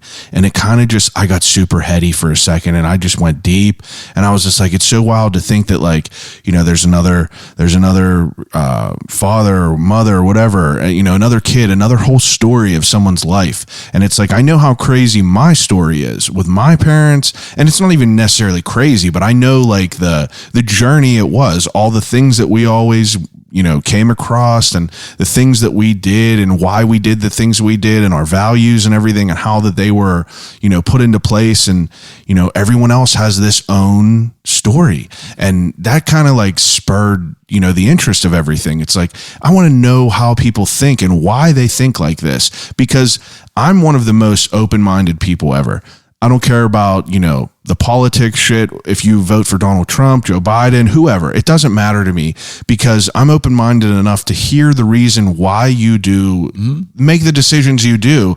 I chew it up myself and I develop my own opinion. I'm comfortable with myself and who I became as a man, that I could, listen to someone and, change my opinion about things and be open about things and be able to, this is a very like deep way of thinking about it. But if no matter what people believe in, they believe in it passionately, and in that passion, whether it's politics, whether it's religion, if it's something I don't agree with or not, there's some sort of evidence or substance to the reason that they think of that. So we hope. Well, yeah. Take it with a grain of salt, but people, I want to listen to their reasoning, because like, I want to hear their reasonings about it. And it's hard to, kind of put into words the way I feel about it, but it's interesting because like the way that we talk about things in here, it's like, you never know where you're going to get with a guest. You never know how people, the type of backgrounds, and that's part of the fun of it all. But sure, that's part of the, like you said, being genuine and being authentic is different. And I love that you said that, but, that's kind of where I feel authenticity comes from, is that, being open-minded and hearing about, different things and how people kind of develop the way that they approach things. And I think that that's part of the most interesting thing about it. And that's why that nothing is really off the table here. I don't really ever like delve into politics on here, but it's mainly because of my, ignorance. Like, I don't know a lot about it. So, and we live in this world now where everything's under a fucking or microscope. Yeah. And if I just don't like speaking out of school. You know what I mean? And I don't like people that are on, that's one of the main reasons I fucking loathe Facebook, is like, everyone speaks out of school. They're saying these things because they're getting things just out of a headline, and then they regurgitate it. But it's like, I just want to know what I'm talking about. But I like gaining knowledge, whether it's about, being a realtor, being a guitarist, being a comedian, or anything like that. That's kind of a long-winded way for me to talk about it. I get it. Again, mistakes you make when you start a venture, right? So initially my mantra was, we don't do any politics on a show. And then I further said that we will never invite any elected politicians or anyone who's a paid staff of any politician. That is still in effect, but the concept of not permitting a guest to talk about politics was just insanity. It was a stupid thing to do. So we nixed that right away. Yeah. We don't invite politicians, elected we haven't to this point. The only reason I didn't want to do that was I'm very adamant to do my damnedest to not turn episodes into infomercials for anybody. Absolutely. Not just politicians, but small businesses. It doesn't mean that I'm not a capitalist, or doesn't mean that I don't support small business. Of course I do. I just don't want to do infomercials for people, because here's the problem. I want to jam it down someone's throat. I want the person to come to it on their own. Well, absolutely. The thing is, though, there are firms that will create infomercials for a fee for people. If that's what they want, they go there. Yeah. Here, it really is about the conversation. Yeah. And I don't like the word fair. I don't use the word fair in my life if I can help it. I just don't think it's very subjective, and I just don't give a shit. But it wouldn't be appropriate for me to do these kind of infomercial style shows if I'm really being objective, because then I would theoretically, I think somehow morally and for the greater good, I would owe the same kind of airtime to their competitors if I really want to be objective about it. And I don't want to get into that tit for tat bullshit. I just don't want that. If my guest comes and gives of their time and is honest and genuine, if they want to give their contact information at the end, I welcome that. Let people decide what they want to do based upon the veracity of the conversation. Yeah. But so you're not having a certain person in here and technically talking about their life and what they do in that sort of sense. Like, I don't know. I'm fascinated by it. I get that. No, I get that. But you unpack it naturally. You're not just I want you to tell me exactly what you're doing with this job. And that's the way that I am. It's like whether I have someone on here who is like the Pittsburgh wildlife management guy. Mm-hmm. Obviously, he has a small business. Obviously, he's doing this, and it's on here as a way to promote it. But it's also a way that I want to learn about it, but I want to learn about it in an authentic manner where I could ask the weird questions. What happens to the animals after you trap them? You know what I mean? And I feel like that does, if I do my job, it's not well an enough. Yeah, if I do my job well enough, it's not an infomercial. Absolutely. But it's, you're slowly unpacking these reasons that these people do these certain 100%. Things. And I think that there's an art to that a little bit. Skill set. Yeah, skill set, art for sure. Because if you listen, now, do you notice from the beginning the like how bad you were in the beginning to now? Because if I listen to an episode that I did 3 years ago, it's literally me. That's the reason I don't use a fucking notebook anymore. It's literally me saying, so and so, how did you do this and all that? And then them telling me the answer and me not even listening to it and just getting ready for the next question. Yeah. So that's a great point too. I think I've always been relatively comfortable in my own skin, whether it was a microphone tossed in front of my face. I don't know where that comes from. Yeah. But my skills as an interviewer, which I'm still working on because I'm a work in progress, have come a long way since I started this process. Yeah. Getting on the radio and doing a real estate talk show and inviting guests on and bantering back and forth, there was some work involved in that for me. There hasn't been really too much work here. I've got the flow of things. I have an idea what I want to do. I also do a loose deep dive on folks before they arrive. Yeah. One of my best episodes that really was more of a standard interview, conversationally, but really a standard interview, and I'm very proud of, was one about one of my earlier shows with John Burnett, who was a Pittsburgh TV personality here. Yeah. PM Magazine, was on the news for a long time. Just a really beloved Pittsburgh news person. Mm-hmm. And John retired and had the ability to get him on the show. It went better than I could have imagined. Mm-hmm. He ended up being just the most amazing man, which I already knew he was, but he certainly lived up to that expectation. Yeah. Was kind, and to get the compliments I got from him and his wife and from the people after that love John, that know John professionally, who watched that show. Yeah. It was just the most rewarding thing. So I actually used that show as I further studied my interview style, because that was my moment of success. Yeah. Kind of by hook or crook. And that kind of propelled me into being more comfortable. But now I will look at my guest and anticipate some ideas where I want to go. But I really don't need notes much anymore. Yeah. I really can just let the conversation flow. And that comes with confidence. That comes with interview muscle that you 100%. 100%. Podcasting's a muscle, like Rogan just recently said in one of his shows, which I thought was a great statement. Podcasting is a muscle. And absolutely. You got to develop it. And people listening here that are fascinated by podcasting, I encourage you to try it.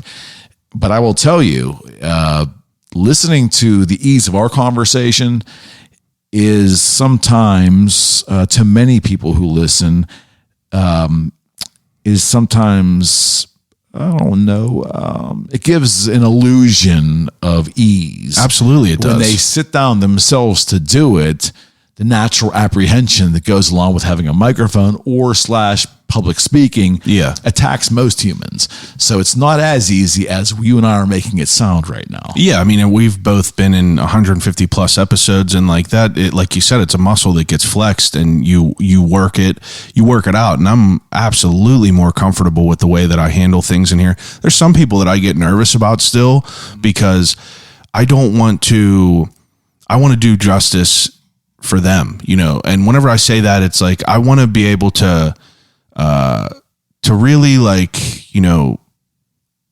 really give as much to them with the experience as they're giving to me. Well, you have a bit of responsibility. Yeah. So like I do a deep dive on people, and I'll usually, and that's usually how I curate guests. It's like I see people, and I never backlog my shows. So do you backlog shows? Like, do you pre-record things like pretty far out? Like, what do you mean? Like this is gonna drop Thursday. Mm-hmm. I don't have weeks and weeks back because I don't like things in terms of pre-planning. Yeah, I don't like to have things dated. You know what I mean? Yeah, we don't date shows either. That's a good thing. You want to make it as evergreen as possible. Amazing. And when it comes to content in general, now the pandemic threw a monkey wrench into that because that was my next question. The pandemic opened up most of our shows during the pandemic. We'll talk about the gymnastics of all that. Most of the shows opened up was I wanted to have my guests talk about how the pandemic has been for them, if they wanted to, and share with that. So that kind of put a date stamp on some of the stuff. Yeah, absolutely. Paul Alexander would come in, and we don't really talk sports often, believe it or not, although that's what he's known for. But if there's something unique with the baseball draft or something, or some unique event, that may timestamp something. But the idea for a podcast, I think Rogan is brilliant on this, is that the bulk of Rogan's material, you can listen to something evergreen. 5 years ago. It's evergreen, and it feels natural. It's evergreen, and I think that's something that a lot of people with podcasts are missing. The ones I just dip in for a while and listen to now, everything's current event. And you know what? You can get that the news. You want to listen to what's going on. I don't want to be the news. Fox and CNN both have talking head shows you can dip into at any time. Yeah. I'm not knocking them. If that's your thing, God bless you. Yeah. It's not my thing, but it doesn't make me higher or better or worse than anybody else. It's just not my thing. But if you want that, that's already out there. Absolutely. I'm about the long form conversation. Yes. Over a cup of coffee, if the guest is drinking over a beer, whatever it is, in a relaxed setting, and you're going to get the real juice of stuff there. You're going to get the juice, the fun stuff, the authenticity. And the detail, that's what society's missing now, is the detail and the context of what people are saying that can only come out with long, complete sentences. Yeah. I don't want to have someone explain their life in a tweet in 140 characters. It's the worst. It's the worst thing in the world. And it doesn't do justice for anyone. It doesn't do justice for someone explaining, why they do the things in their life. And that's why I think that's why social media is so it's so overwhelming, because people try to convey these thoughts into a tweet, and you can't convey emotion a lot. You can't convey emotion through just text on a screen, especially if you have a limited amount of characters on it. But no question. Sidebar though, I'm curious about this. In the beginning, when you start a venture, you're always in the mud. I always say, what do you mean? In the mud is you start something and you see something with only 5 views. It's like you're pouring your heart into something, and you get it's almost like you get to have no one to listen to it. It could be discouraging for people, but I feel like people like you and I kind of have, we're playing the long game. I wasn't in this for the short game where I was like, man, there isn't 1,000 views on this episode. I'm fucked. I got to quit. But, in the beginning for a year and a half, you're only getting 10, 15 downloads, and it's from loved ones. You know what I mean? For me. And it's like, I made it out of the mud. No point in me where I was like, you know, I got to quit this because I'm not getting any buzz. You know what I mean? I'm not getting any buzz. Yeah. I knew that, you know, I'm going to put in my work as hard as I could do it from the beginning, and I'm going to figure it out along the way, and there's no stopping. And that's why I wanted to ask you about the pandemic stuff. It's like, in the beginning, I didn't really know how I was going to navigate the pandemic, because, you know, I didn't know if it was going to be a fucking zombie virus at first, because you never know.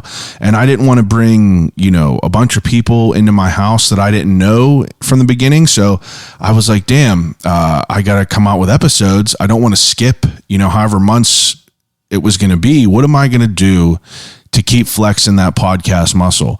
So I switched from having guests on to just doing research-based episodes. I'd go to social media. I'd ask people what they wanted to hear about. I did a research, and I would put in a good 8 hours of research on any topic. I did pyramid schemes. I did Tony, who's the motivational speaker? What the hell is Robbins. Tony Robbins. I did all these different topics, UFOs, everything. And that was a way for me to flex my muscle and not have to skip episodes, and just I think I was smart. Just to keep myself going. I was curious, one, how you, you know, made it through the mud, so to speak, and one, how you made it through the pandemic through all this. Okay.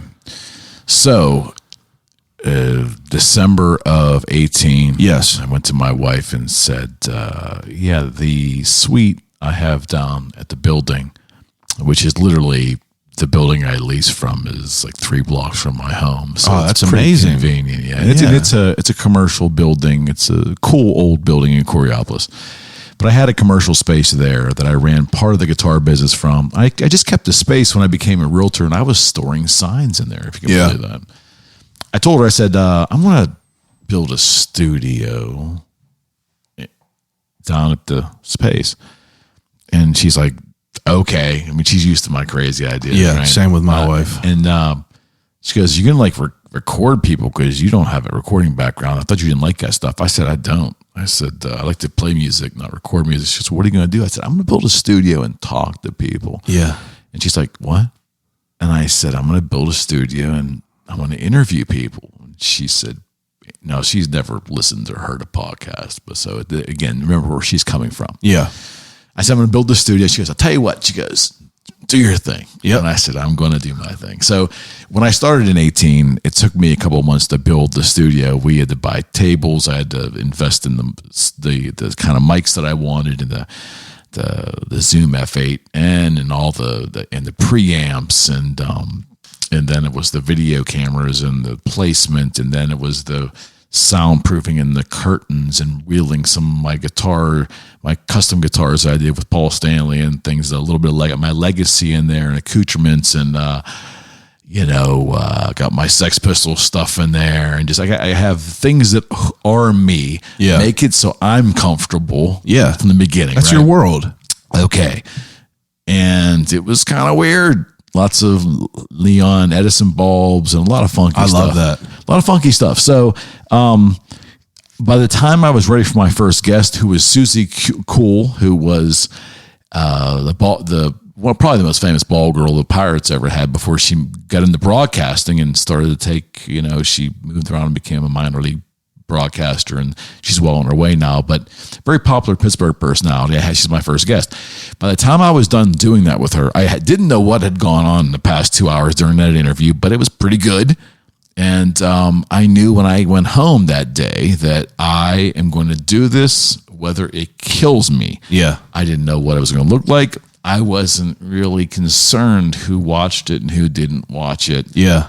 And then show 2, 3, 4, 5, and 6, I had Hirsch Venezi, who is an old WDVE DJ who meant a lot to me growing up. I listened to him. Hirsch, big following. People started digging it. I had Darius Chisholm, one of the most beloved news anchors and news personalities in this town.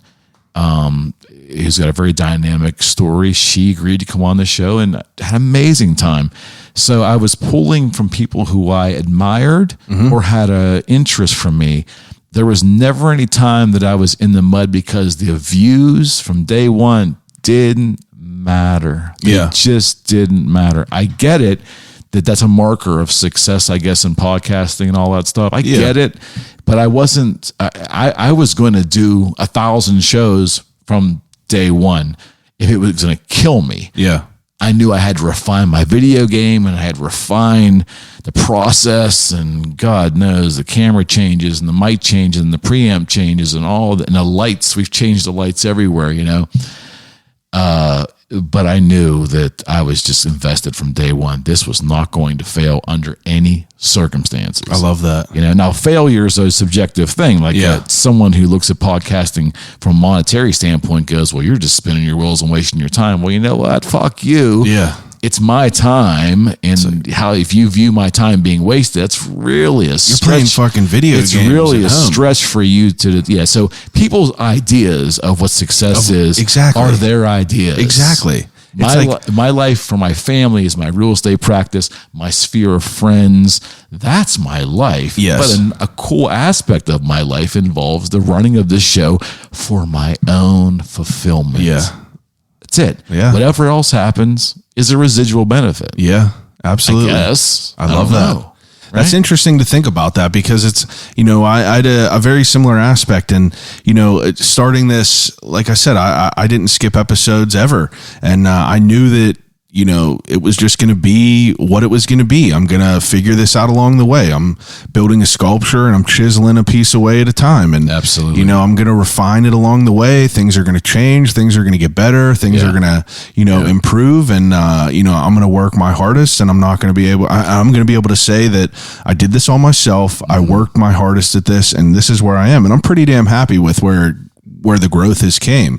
You should be. I appreciate that. Should be. Now, as far as, obviously you're the same way as I am. You got, your nose to the grindstone. It's is that the expression? Nose to the grindstone?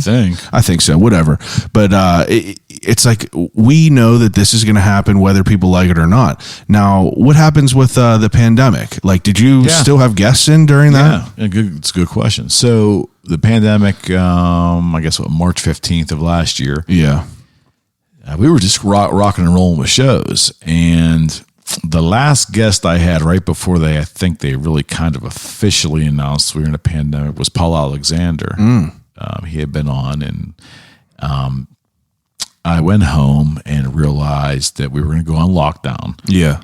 And I did some soul searching, because, I am, first off, I'm not a denier. I believe COVID is extremely real. I've got a friend right now who's deathly ill in the hospital from it. I believe it's real. I think our response as a society has got mixed reviews. There's some good things that happened. There's some really shitty things the way it was handled, especially in this state. Yeah. But all that aside, I also am a person that believes in kindness before anything. So I wanted to be sensitive to anyone who had concerns. Yeah. So I had a luxury, my friend, because I have this suite where my studio is at, but I also have the neighboring suite there that I run my real estate work out of. It's not a brokerage, but it's a private office that I can meet clients there, just do stuff with. It's comfortable. I got soundproofing in there, and a couch and TV and all that good stuff. So that's all it was done. My thought was, I'll cool for a couple weeks to see where this pandemic's kind of going. Mm-hmm. But after about 3 to 4 weeks, I started to get my own sea legs and realizing, maybe it's the virus can be. I was pretty confident the virus, from what I was seeing, the virus was transmittable primarily by voice and saliva as opposed to touching surfaces. Yeah. So once I got that comfort level, I reached out to people on my list. About half of them were comfortable doing it and half weren't. Yeah. But I drilled a hole through the wall between the two suites. I ran video and I ran audio, and I set them up at my long table in my office. So, with video cameras in there. Yeah. So they were able to sit in a separate room from me. Wow. And we would communicate through 2 MacBook computers that had Skype. I just Skyped the 2 computers together. Yeah. So they could see me on there. Yeah. But I was in a neighboring room. So if they were concerned, they could walk in the building, walk past the studio, enter this other suite that I was had. already set up. It was set up. They sat down. Their drink was there. They put the headphones on. We were live. And You adapt. They never had to see me. Yeah. So I did 8 or 10 shows that way. And then another 8 weeks went past during those shows, and people were generally okay. My wife and I were scrubbing. I was changing.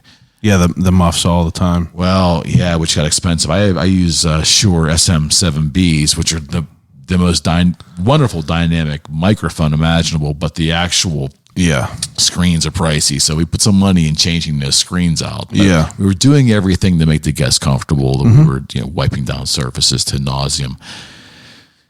People just they were okay coming in. I didn't have a lot of pushback. I had a couple nuclear physicists in that wanted to take a break because they were uncertain of the circumstance, but no one really rejected the show out of fear. Yeah. Does that make any sense? Yeah, absolutely. I understand what you're saying. So that's how we maneuvered it. We adapted. Yeah, adapting. That's that's interesting to hear. Like, that's awesome that you were able to kind of come up with a way to make that show. It would have been awkward if I didn't have that space. Because I will not do a Zoom show. That's one thing I'll say right now. I won't do anything related to Zoom or Skype or anything.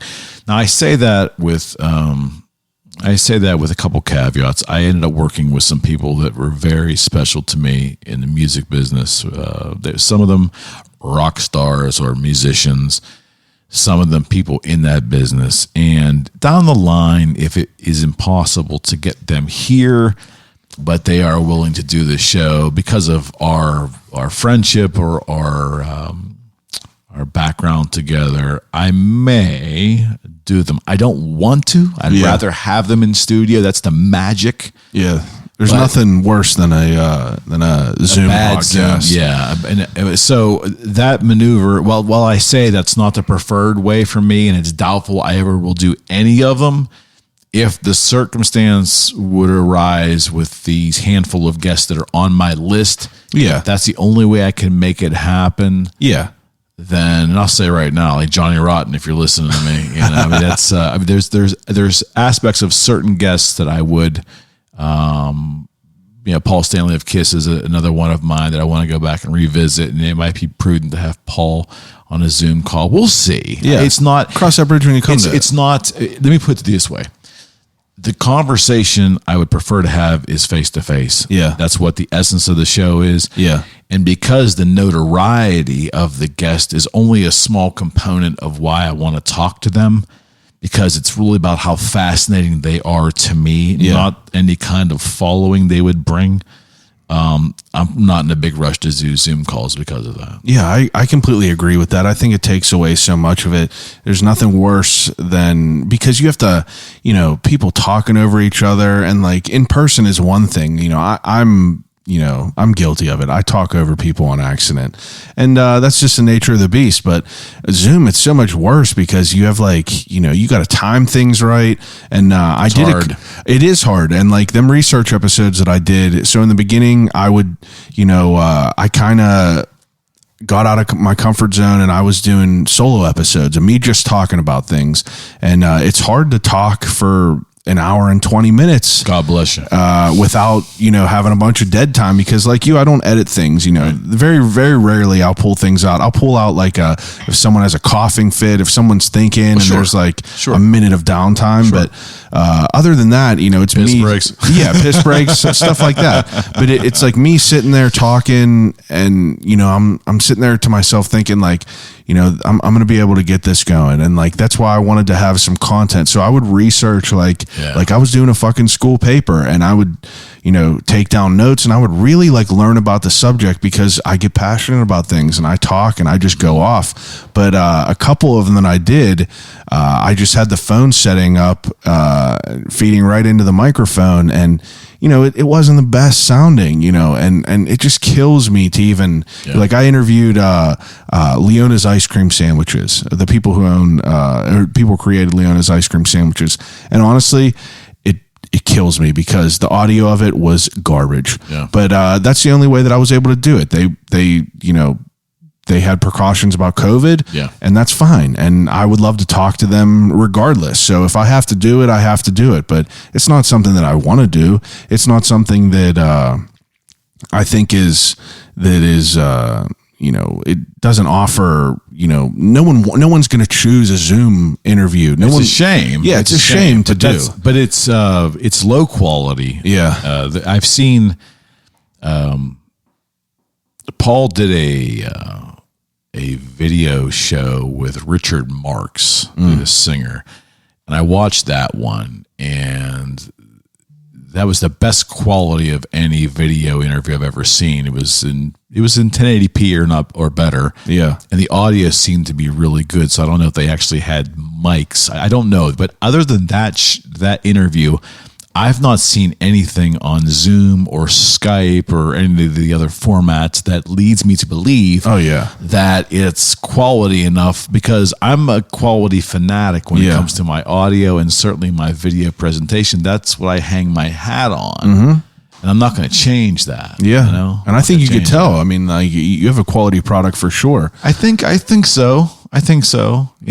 Another thing about that too, I wanted to mention, we really, when I say we do it our own way. Why do you think we say that? On my business card, we're on Spotify or whatever like that. I think for me, I've always believed, and I really believe this, whether it's been growing a business or an organization prior for those years, that I've trained myself to understand that, to try to take the I's and the me's out of conversation, and especially in a written conversation. And you encourage the we because it's more inclusive. And for me, I think it's just a natural thing where I don't want to come off as I, me, my. That's a good way. Of stuff. I think so. Is it authentic? I don't know. You're trying to get the point across, but this show that we're doing is filmed in a way that is uniquely mine. Yes. Meaning that the transitions from camera to camera, we have 4, sometimes 5 cameras for every show, and a split screen, if you noticed. The transitions are slow pan. You'll get that, which is pretty standard in cinematography. But where I differ is when I go to an overhead center camera, that change may last 10 to 25 seconds. Yeah.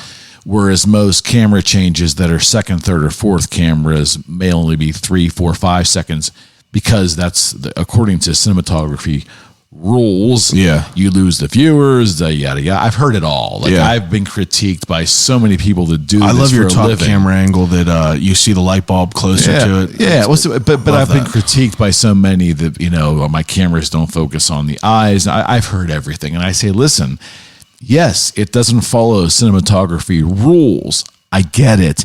It's done that way on purpose because I want a look and a feel that is uniquely mine. So from show to show, your brain gets used to realizing when you change its camera angles, your eyes are able to adjust for 15 to 20 seconds and take it all in. There's a lot to see there. Yeah. As opposed to the quick cuts and all that bullshit. It doesn't follow cinematography best practices.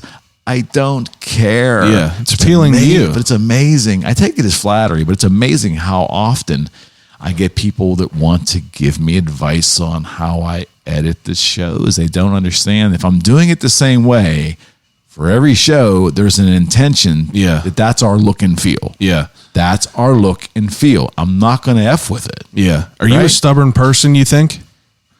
I'm rigid. I'm rigid if I believe in something. Yes. I'm open-minded and will take in any kind of advice, because goodness, I don't know a lot. Yeah. But I'm rigid in certain things. I love the way you put that. I believe in them so much. You'd have to put an incredibly persuasive argument together to get me to change. Not impossible, but you'd be hard pressed to get me to change. I like that. I'm very similar, and I try to be, more, I don't know. I'm definitely a stubborn person as far as, the way I want things done, or it's going to be my way. It got to be my way. But it has to be that way. It got to be that way. And whether I fail doing it that way or not, it's going to be my way. And that's, I'm going to work through it. But that's something that I've always found fascinating with people that have any sort of project, because, an artist could work on something for the rest of their life and it could never be done. They could never be happy with it. But, it's their way to do things about it. And that's the way that's the way I feel with this podcast. It's always gonna, it's always gonna change. There's always gonna be growth to it, but it's always like my way of thinking about it. Now, as you created your podcast, like your web show, what do you prefer? What do you prefer people to refer to? I've struggled with that. Yeah. Okay, so the truthful answer is, I just don't care. Yeah. Yeah. I guess if you put a gun to my head and says, what do you want it to be? I struggled initially. I was told it was a web show. Then I was told it was a video podcast. Then I was just told it's a podcast. Yeah. I at this point, it would matter if I was trying to market it for proliferation. Yeah. It would matter. I don't think it really matters. Yeah. I don't put podcast in the name. I like the idea of Eric McKenna Project. Yeah. It is a project. It's a personal project. The name I stole off of Al Di Meola, my favorite guitarist in the world. It was the Al Di Meola Project. Yeah. And I just love that concept of putting that after. I settled on putting my name on the moniker. It was a tough one for me. It wasn't, we all have egos. I wasn't coming from a place of ultimate internal humility. I tried maybe the Boogie Street podcast because I already own that name and I own all the marks from the Boogie Street Guitars era. Yeah. I have all those, those logos. So I was thinking Boogie Street podcast. I've always had this real bent toward proper English, and I was going to call it the Right and Proper podcast. That was on there for a while. And then I thought, look, if it's really going to be 100% authentic and coming from me, just brand your own goddamn name. But don't put podcast, put project. And I've heard both sides of the story that I should have put podcast, but then it becomes to me just too run of the mill then, because anyone can just, the Bill Smith podcast, the so-and-so podcast. Yeah. So having that word project, while it's different, it also encompasses what the hell it is. It's my own personal project specific to me and what I want to do. Yeah. So it just makes sense. Yeah. Are you what it is? I don't know. Web show, podcast, video podcast, vlog. I don't know what the hell all those terms mean. But Yeah. I don't know. Whatever you want it to be. I don't know. I like that though. It's interesting to hear how people think about the way that they came up with things. Like as far as names, like How'd you come up with yours? So in the beginning, I consider myself an entrepreneurial type person. I'm always trying to figure out some way to get to the next point in life. Mm-hmm. My goal in life is to pay my bills by waking up and doing something that I love and that I'm passionate about, as everyone's American dream is. But in my, gymnastics through this life, anytime I'm working on something, people will call me, and, if I'm busy, I always say, I got to call you right back. I'll call you right back. I'll call you right back. And, I don't do it maliciously, but it's like, I'm just busy. I'm busy trying to make some shit shake.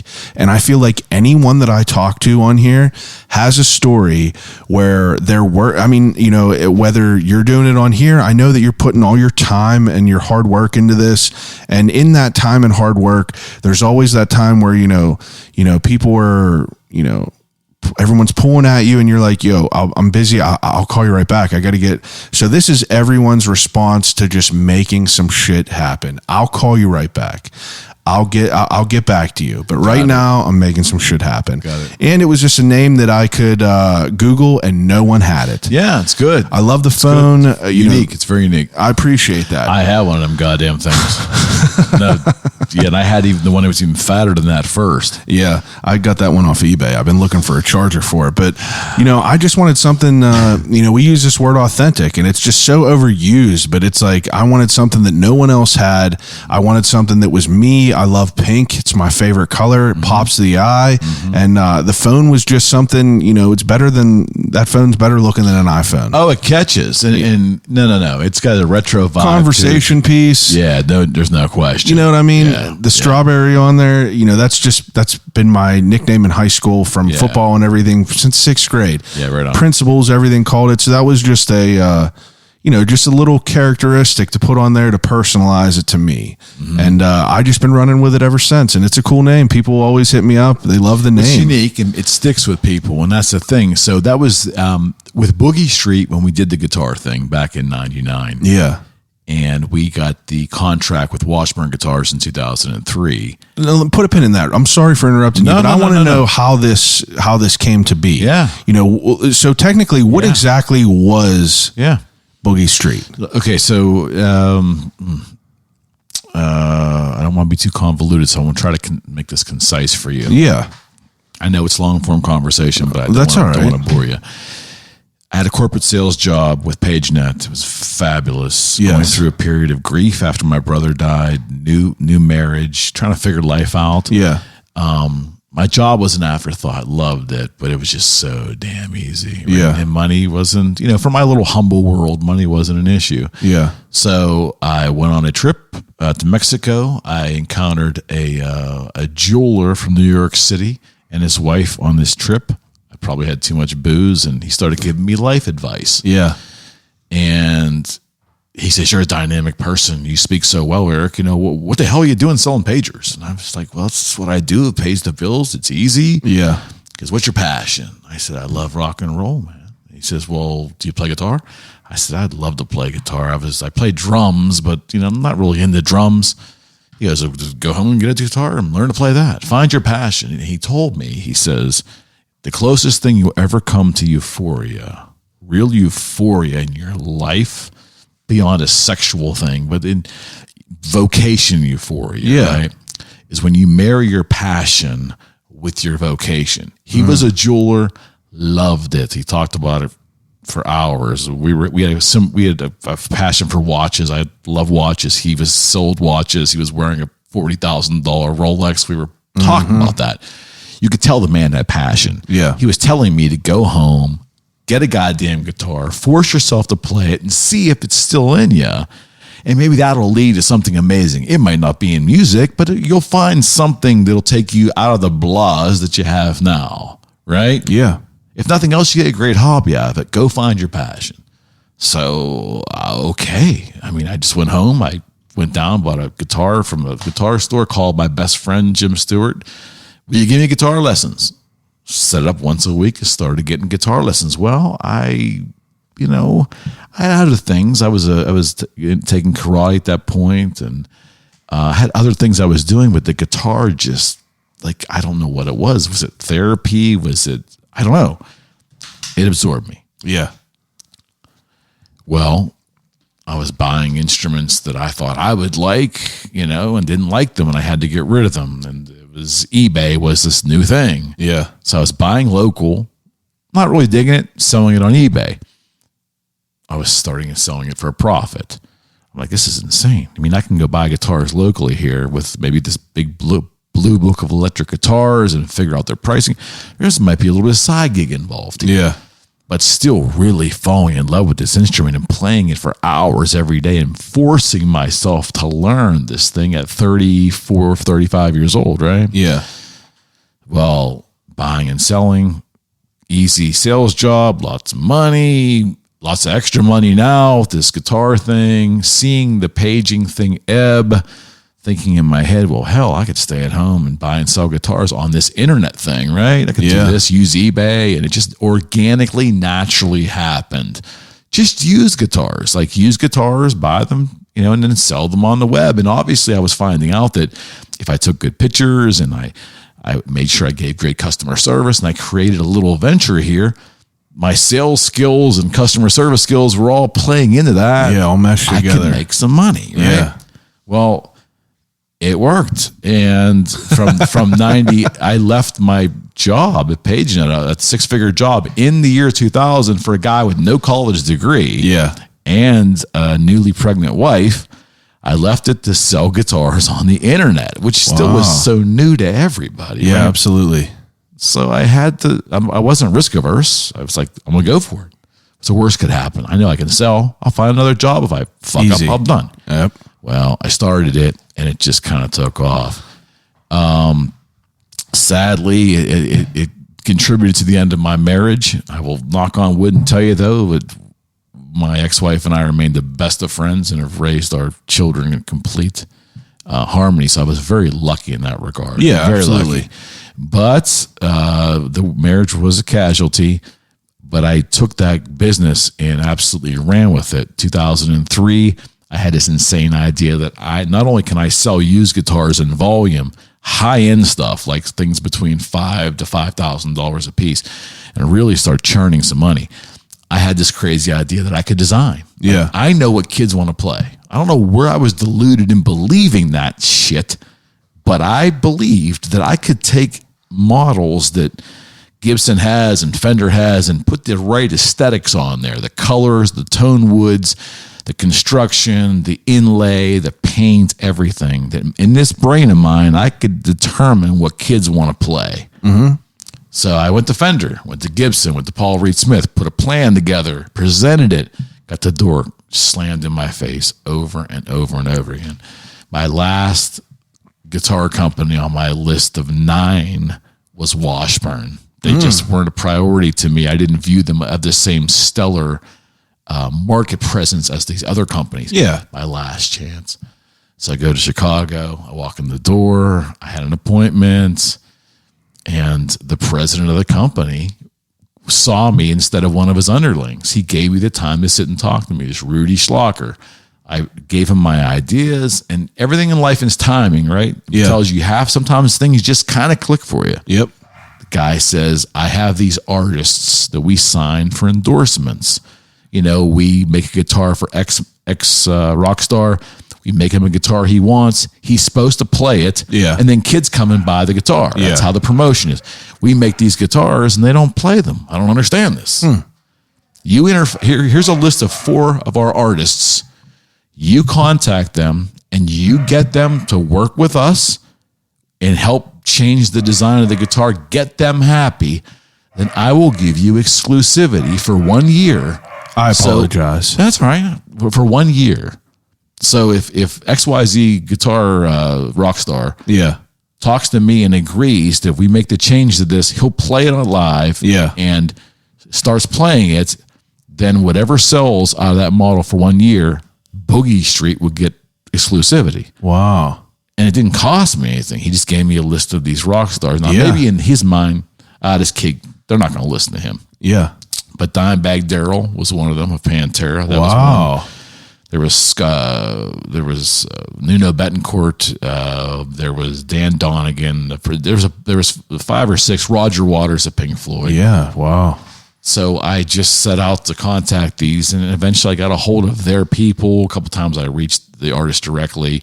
We decided that there was a lack of communication between Washburn, the manufacturer, and these rock stars. I was the intermediary that was coming in there and just helping both What sides do you talk. want? How do you want it? What do you like? What Bingo. don't you like? Bingo. Yeah. Well, I got lucky, and like the Roger Waters project was hit big. We agreed to put money toward these guitars for charity. That Roger was happy about that. It made Washburn money. Things just started to happen. So then they started letting me do whatever I wanted. So you're making pro models, and that's basically what it is. And I'm You're not making them. I'm just designing. Well, yeah, that's what I mean. You're coming up with pro models that the artist is happy with. And now the Wow. U.S. Custom Shop in Chicago is making high-end versions of these for the public, and we're making imports that are of a less expensive version for the masses. Yeah. And on these certain models that I got them to agree with, we were getting exclusivity. And then we started doing custom runs of things like Wow. we were able to do our own with. So we were branding with Washburn. It would say Washburn Guitars. On the back of the headstock, it would have Boogie Boogie Street. Street. Yeah. From there, Scott Ian of Anthrax came on board with Washburn. So that was a big one. There's a couple other ones. But then, of course, I kept being a big Kiss fan I kept telling Rudy Schlocker at Washburn, the president, every time I'd see him on my trips, They had Paul Stanley in their stable years ago. But he had left. I said, bring Paul back. You got a reason to do it. I'm going to champion his guitars. I'll buy thousands of them to sell under Boogie Street. Paul will make money. Paul might be jazzed that there's a Kiss fan spearheading his guitars. Washburn makes money. Everybody wins. Yeah.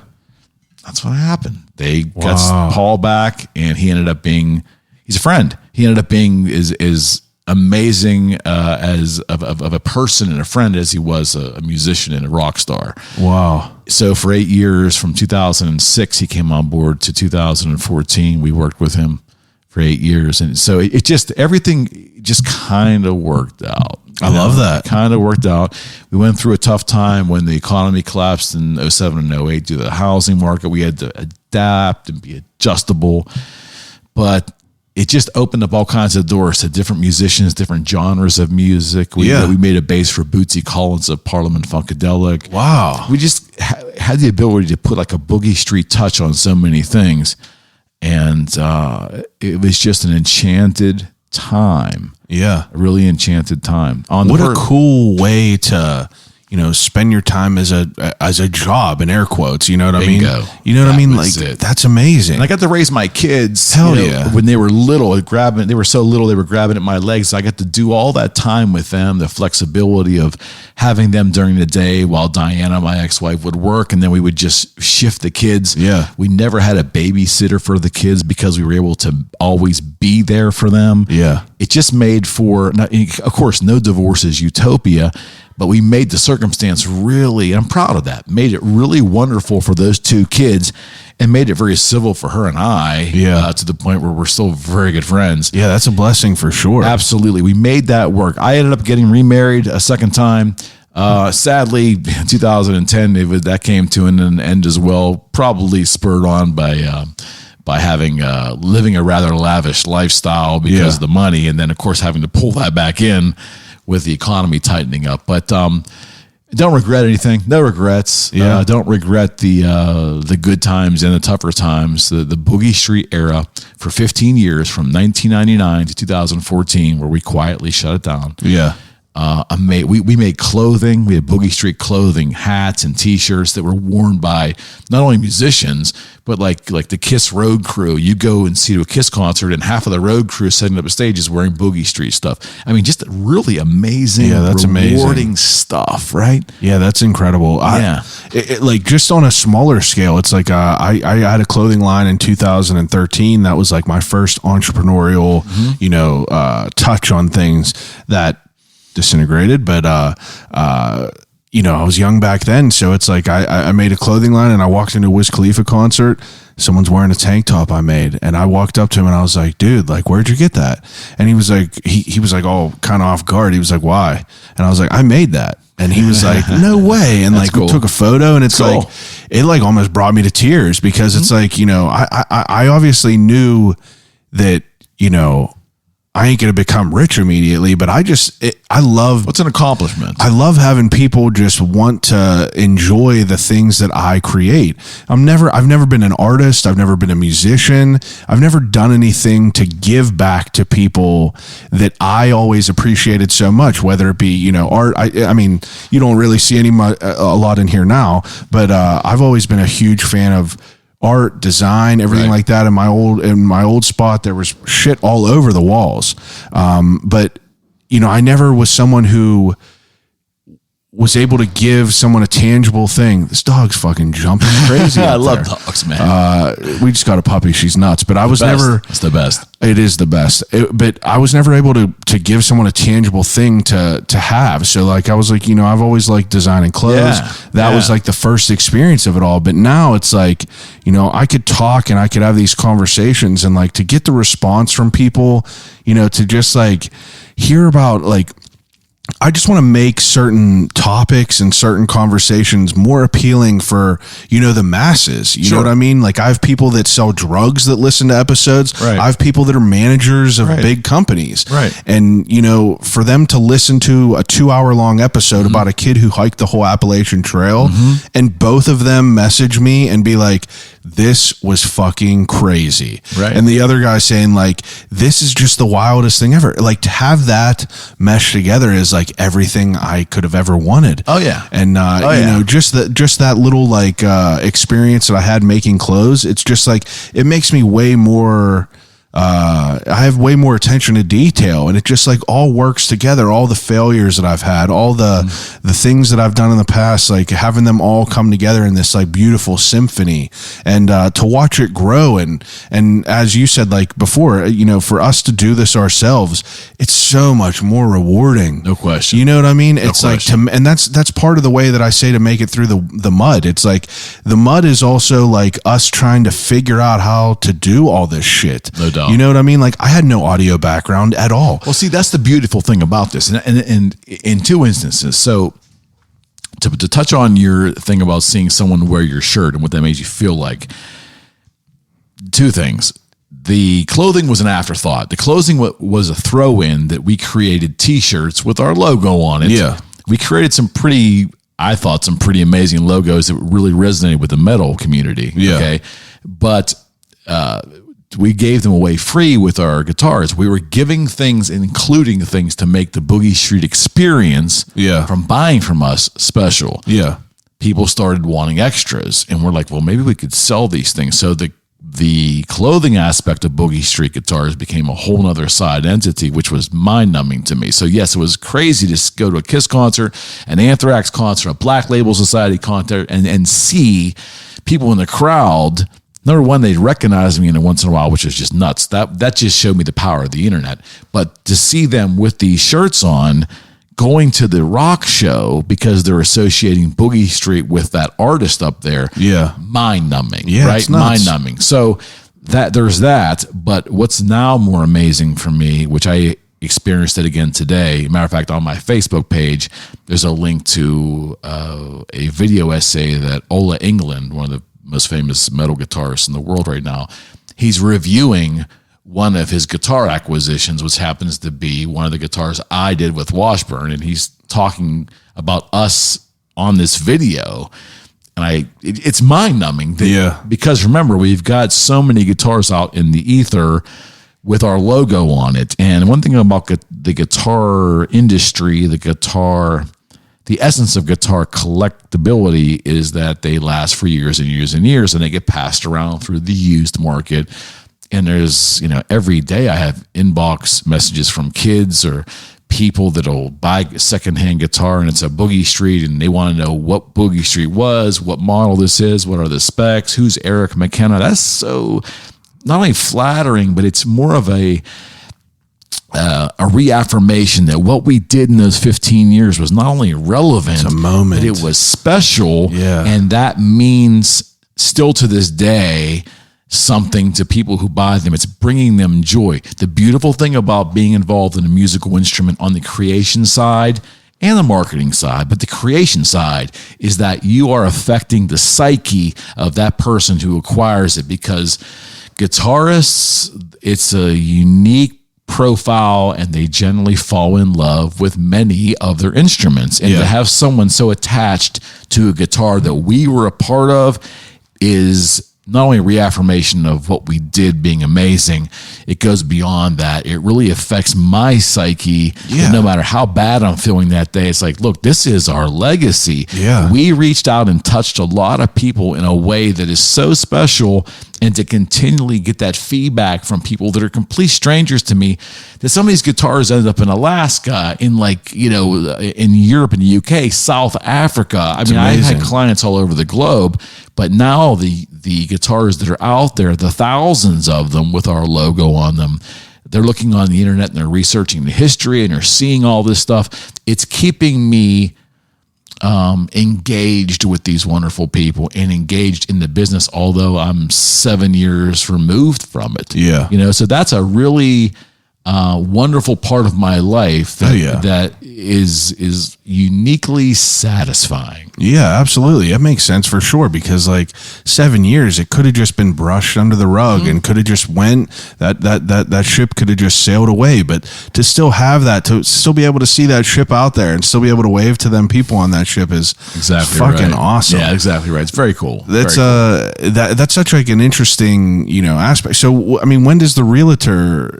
aspect of your life come into play? Yeah. So in 14, actually in 13, I saw the writing on the wall that it was just time. The sales were surprisingly pretty good still. And Washburn, to me, the company, wasn't doing us, their biggest dealer and their partner, many favors, because they started really escalating pricing. Yeah. The USA Custom Shop in Chicago, where they make the they make the prestigious pieces, right? Yeah. Their costs went to the point where we saw street prices for things that we needed to sell at for us to make money just skyrocket. Yeah. It became, untenable at that point. Yeah. And I was just fatigued, I think. And I think it had run its course.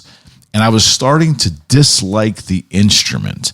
And I think that was the key for me. In 2013, I quit playing, and I used to play every day. Oh, wow. I think I had been involved with the instrument too intimately on the marketing and financial side that I lost the passion. You almost took away the beauty of it. Almost. Yeah. And I think that, coupled with the fact that it was just something that I didn't see us, going much further. And I will tell you that I always believe, and I still believe, and I run my life this way, that everything has a shelf life. Yeah. I do not believe in forever for anything. Relationships, entities, projects. I just don't believe in it. So that's neither here nor there, but that's just what I believe. I never saw Boogie Street lasting. I thought if I had 5 years out of it, and then once 5 years passed, I'm like, wow, if I can get another 5 years. So it was in 5-year chunks. It had run its course. Yeah. So in 2013, I figured, what am I going to do that's going to give me the autonomy, the freedom of schedule that I've been spoiled having all this time? Yeah. Because I wasn't going to go work 9 to 5, and I wasn't going to work for anyone, and I'm unmanageable. I couldn't have a boss. No one's going to manage me because I'm not going to listen. Yeah. Real estate was a natural fit, and I was starting from scratch because while I had this huge sphere across the globe of vendors and guitar makers and guitar clients and musicians that I knew, who I knew in southwestern Pennsylvania was really few and far between. We didn't have any customers in Pennsylvania because I did not sell intrastate. I didn't have a walk-in business. Boogie Street was mail order only. We didn't have a retail store. Yeah. So we kind of hid out because I didn't want people locally to know what I was doing, because I was afraid people, as they do with music stores, would seek us out, and try to come and visit us. And we didn't want that. Yeah. So over the years, people in Pittsburgh knew what I was doing kind of, but I didn't have this big sphere. So now I had to be a realtor and create a local sphere. Yeah. And the misconception was, McKenna's going to have it easy. He's going to ride right into real estate because he knows everybody. In Pittsburgh here, McKenna knew practically nobody. Yeah. So all of these contacts beyond my sphere were moot. Not helpful to me, right? So I had to build through social media and videos and just being engaged on social media and just taking that same skill set and building my following locally. And I started with Howard Hanna, great brokerage, trained me great, went to Remax for a couple of years. And then when my good friend Michael Cowden left Howard Hanna Management, started his own brokerage, it was a natural fit. I joined Michael in 2018, and it's just every year it's just been absolutely phenomenal. I've probably ramped up a lot faster than most agents, only because I was willing to put the time in. Yeah. And I was a middle-aged guy making a middle-aged life decision, career change, competing against a lot of younger agents. And I knew that I had to bring my best game. I had to do the things that a lot of maybe younger folks weren't interested in doing. And that's like working super fucking hard. Cream always rises to the top. Generally.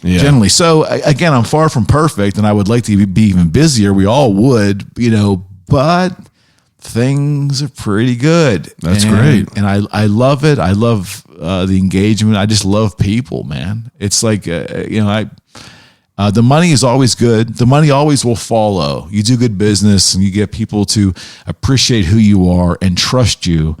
And you build that relationship, hopefully a friendship, but at least you build a good relationship. Yeah. And you concern yourself with the transaction and ultimately, are they happy? Yeah. If you put all that shit stuff at the forefront, the money always follows. Yeah. The problem with most younger people in entrepreneurial ventures, real estate included, is that they put the commissions or they put the money they're going to earn at the forefront. Yeah. They key on the things they're going to buy. They key on the bling. They're not playing the long game. Key on the bling, absolutely. And they make the focus that. Now, there are some successful realtors I know of who still put commissions at the forefront or the money making at the forefront. You always have those. And in spite of that flawed philosophy, they seem to be making it.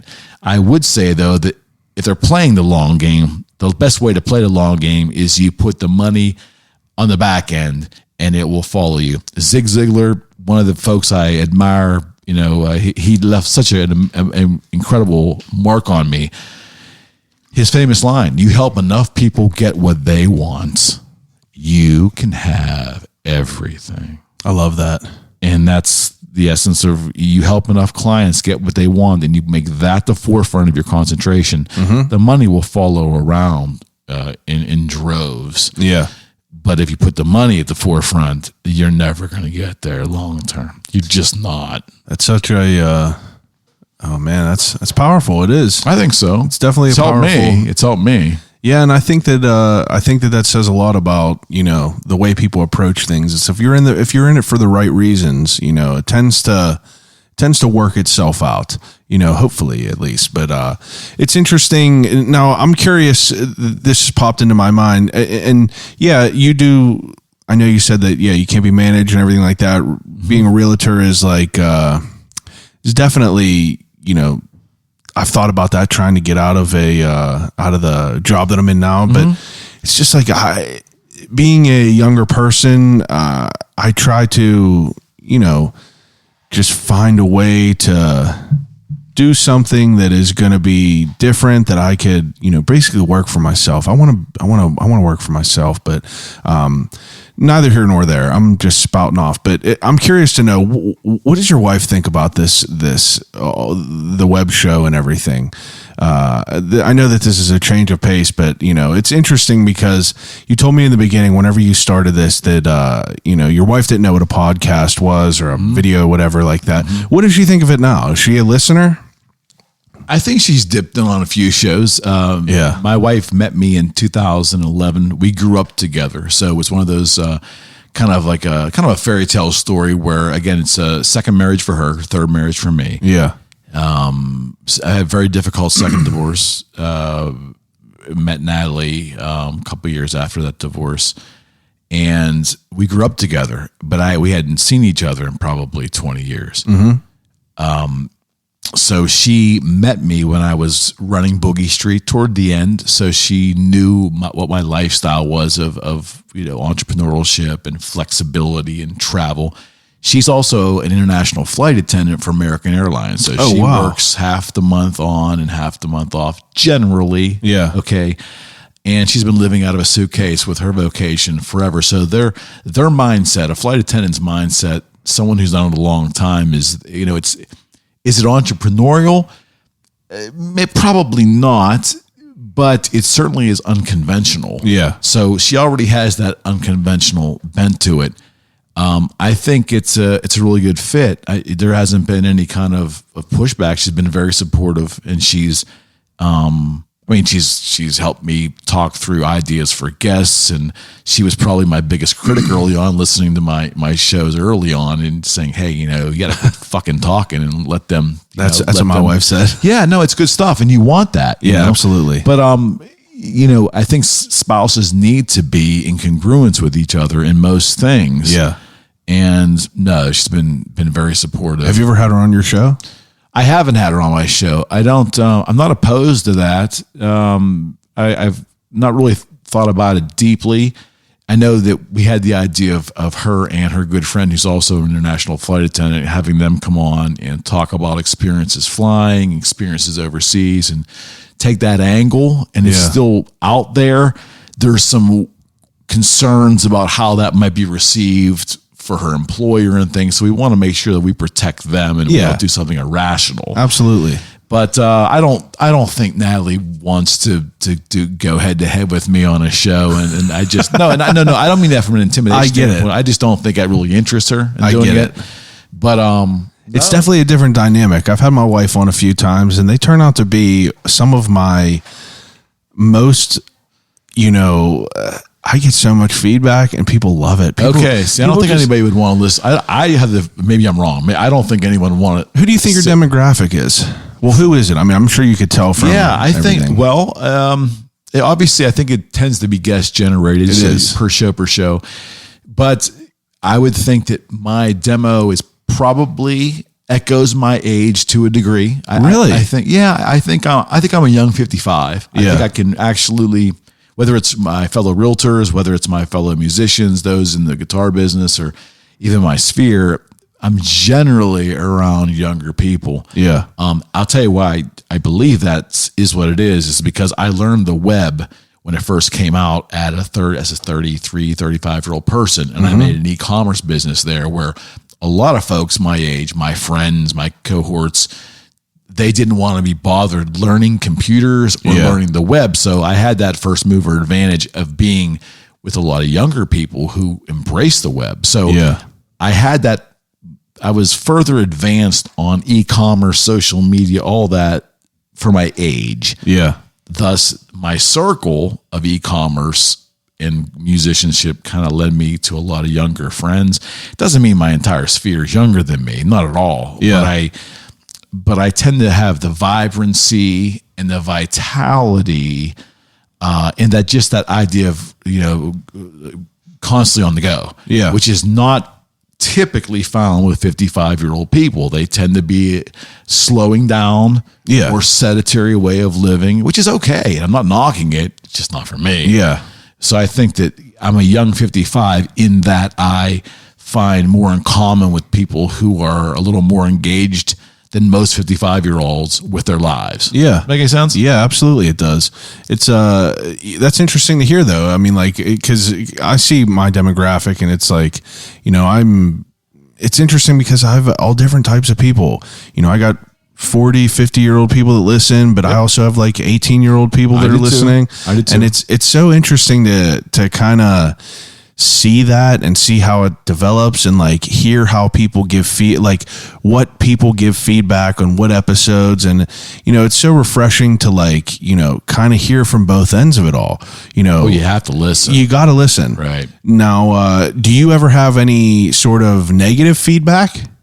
I've had a little bit of negative feedback. There are some people that, again, mistake what my goal for the show is. They think I'm trying to attract a certain audience or I'm trying to grow numbers or something. So I'll share this with you as I want your opinion as well.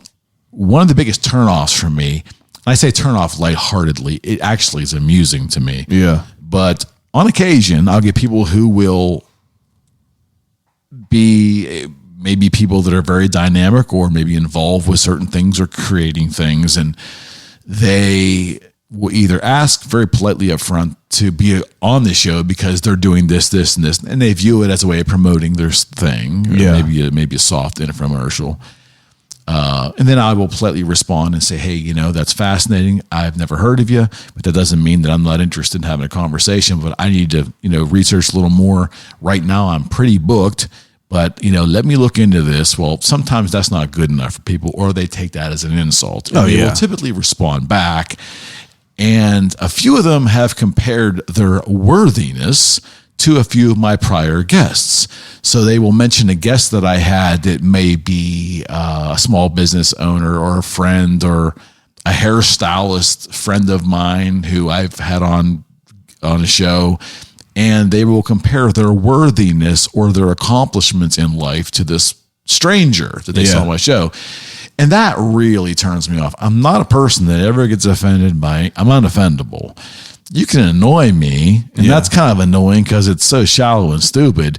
My taste gets soured. But at that point, we'll just discontinue conversation. Now, the younger Eric would have tersely told them that I will never fucking ask you to be on my show for how dare you insult my friend like that and my intelligence. The older Eric just ignores them. Yeah. Okay, but that's a guaranteed way of never, if you really, for whatever reason, which I don't get, but if you were hell-bent to be on my show, that's the way not to have it happen. Yeah. You know, which is why someone would even give a shit that they have to be on my I told one gentleman, I said, you know, I'm flattered. I go, why do you want to be on so bad? I mean, it's just a what's your goal? Project for me to have a conversation. I probably would be more interested on your viewpoints on these other matters. Not really interested in your, like, I've been in presented situations, I'm sure you have too, of people doing really cool stuff, but it doesn't interest me. Yeah. I've had many entrepreneurs presented to me, not by them, but on referral. Yeah. Interesting things, maybe interesting or very dynamic things, I should say. Not really interesting to me. Yeah. Because it's not a conversation I want to have, or I don't view them as someone that I'm fascinated by and I want to do a deep dive with. I'm not interested. And that does not mean that's a slight. I say this again, remember, if I don't want to have a conversation with someone on my show, it is not a slight. It's not a personal attack. It's not a dismissive nature toward them. It isn't an insult. It's nothing like that. It's a selfish show. Yeah. I have to be invested if I'm going to sit down. I'm 55. I've got so many days left, so many hours. They are all a gift. Yeah. Every hour is a gift right now. I'm not going to sit down and go through the motions of a show because I'm doing someone else a favor for their own ego, or if they think it's going to promote their business. I just don't want to be bothered. Yeah. I have to be sitting down with people that I really like, or I think I might like, or if nothing else, I might not end up liking them, but I'll get something crazy good out of that conversation. It'll affect me in some way. Yeah. And whether it makes good television or makes for a good show, I can't be the judge of that. I just have to be invested. And why would someone want to force themselves on my show and then go through the motions with me when I don't really give a shit about the conversation? Yeah. That's a waste of their goddamn time too. Absolutely. I'm not going to bring somebody in that I don't want to talk to. And that gets back to the selfishness of it. It has to be that way. Look, there are people doing podcasts in this town. There are people that are blatantly starting little podcast marketing companies, and some of them are on location. You know, they deem their personality, so they're going to come to your store, and for a fee, they're going to do a one-on-one interview, and you're going to be featured on their mobile podcast. Yeah. You know, there's a couple in this town that are nice people, real nice people. That's their stick. Yeah. I don't get it. I don't want any parts of that bullshit. Yeah. If it works for them, if it's helping those businesses promote themselves, that's your lane. God bless them, man. But it's not my fucking thing. Yeah. And I want people to understand that I am who I am. You come on my show, it's because I invited you. Yeah. Thanks for showing up. But you're going to have a raw, unfiltered conversation with me with etiquette and with kindness, but it's going to be authentic and there's not going to be any bullshit. Yeah. And I'm not going to toot your horn to sell your product because there's other vehicles for a fee that will do that. But the Eric McKenna Project has no interest in being an infomercial for anybody. I like that. That's basically what my description of my podcast says. You're just real raw stories with just anyone I want to have on here. Unvarnished conversation. Oh, I like that. That's good because, you know, I don't necessarily need to have like, I want a good quality audio, but you know, sometimes you're going to hear my fucking dog bark in the background. I love that. I love that too. I love that. You know, that's like, you know, that's where I come into the whole, like the raw conversation of it all. But I also like, you know, just getting on to like, you know, just different things. But again, with you, I'm I have a very similar outlook on things. It's like, you know, I have a friend from high school who became a very, very accomplished gamer, you know, 200,000 followers on Facebook, but I hate video games. I got no desire to talk about it. I don't get it. I don't get it. But it's also like, you know. But you respect what he does. I respect it. And it's not that I don't respect it. I can salute it. It's just, do you want to sit down and listen, the hardest thing to do in this game that we're doing here, right? If it's a game, what I have found, the hardest thing to do is to really be interested and fake it. Yeah. Right? You can. And early on, I can't say I had to really do that much. Did you ever have interviews that you didn't like how they came out? A couple. No. Couple. Did you air them? Oh, yeah. Yeah, I mean, you got to out of authenticity, I definitely put them up. A couple of them, a case in point, I think the guy is wonderful. But I had an author on who wrote a pretty cool book, and I read it, and I wanted to interview him.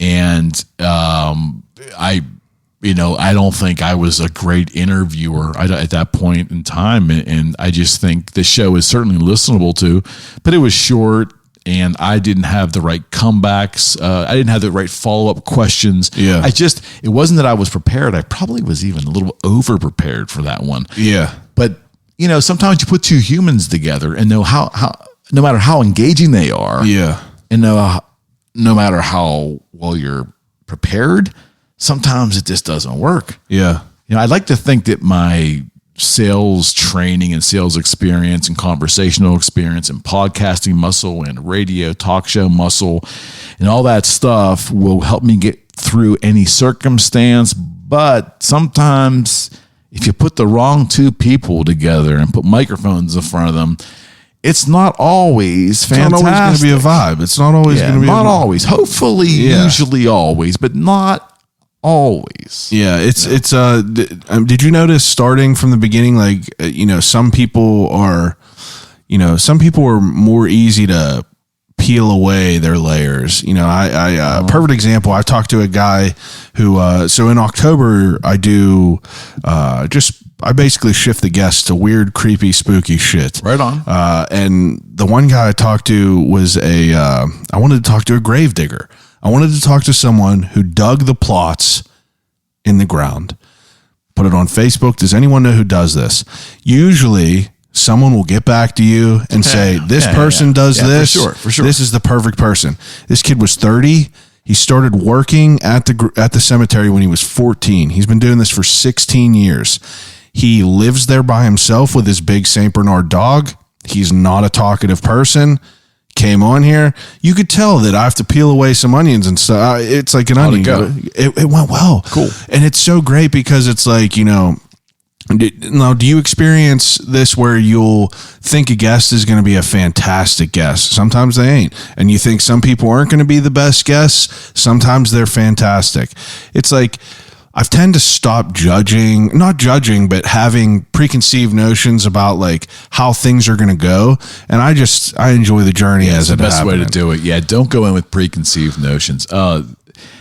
No, generally, not even generally, all the time since maybe show 20-ish on, all of them have flowed well. Yeah. If there was a mistake made or if it didn't flow as it should have, I put it on me. It was my, and there hasn't been many. Yeah. Hasn't been many. I agree.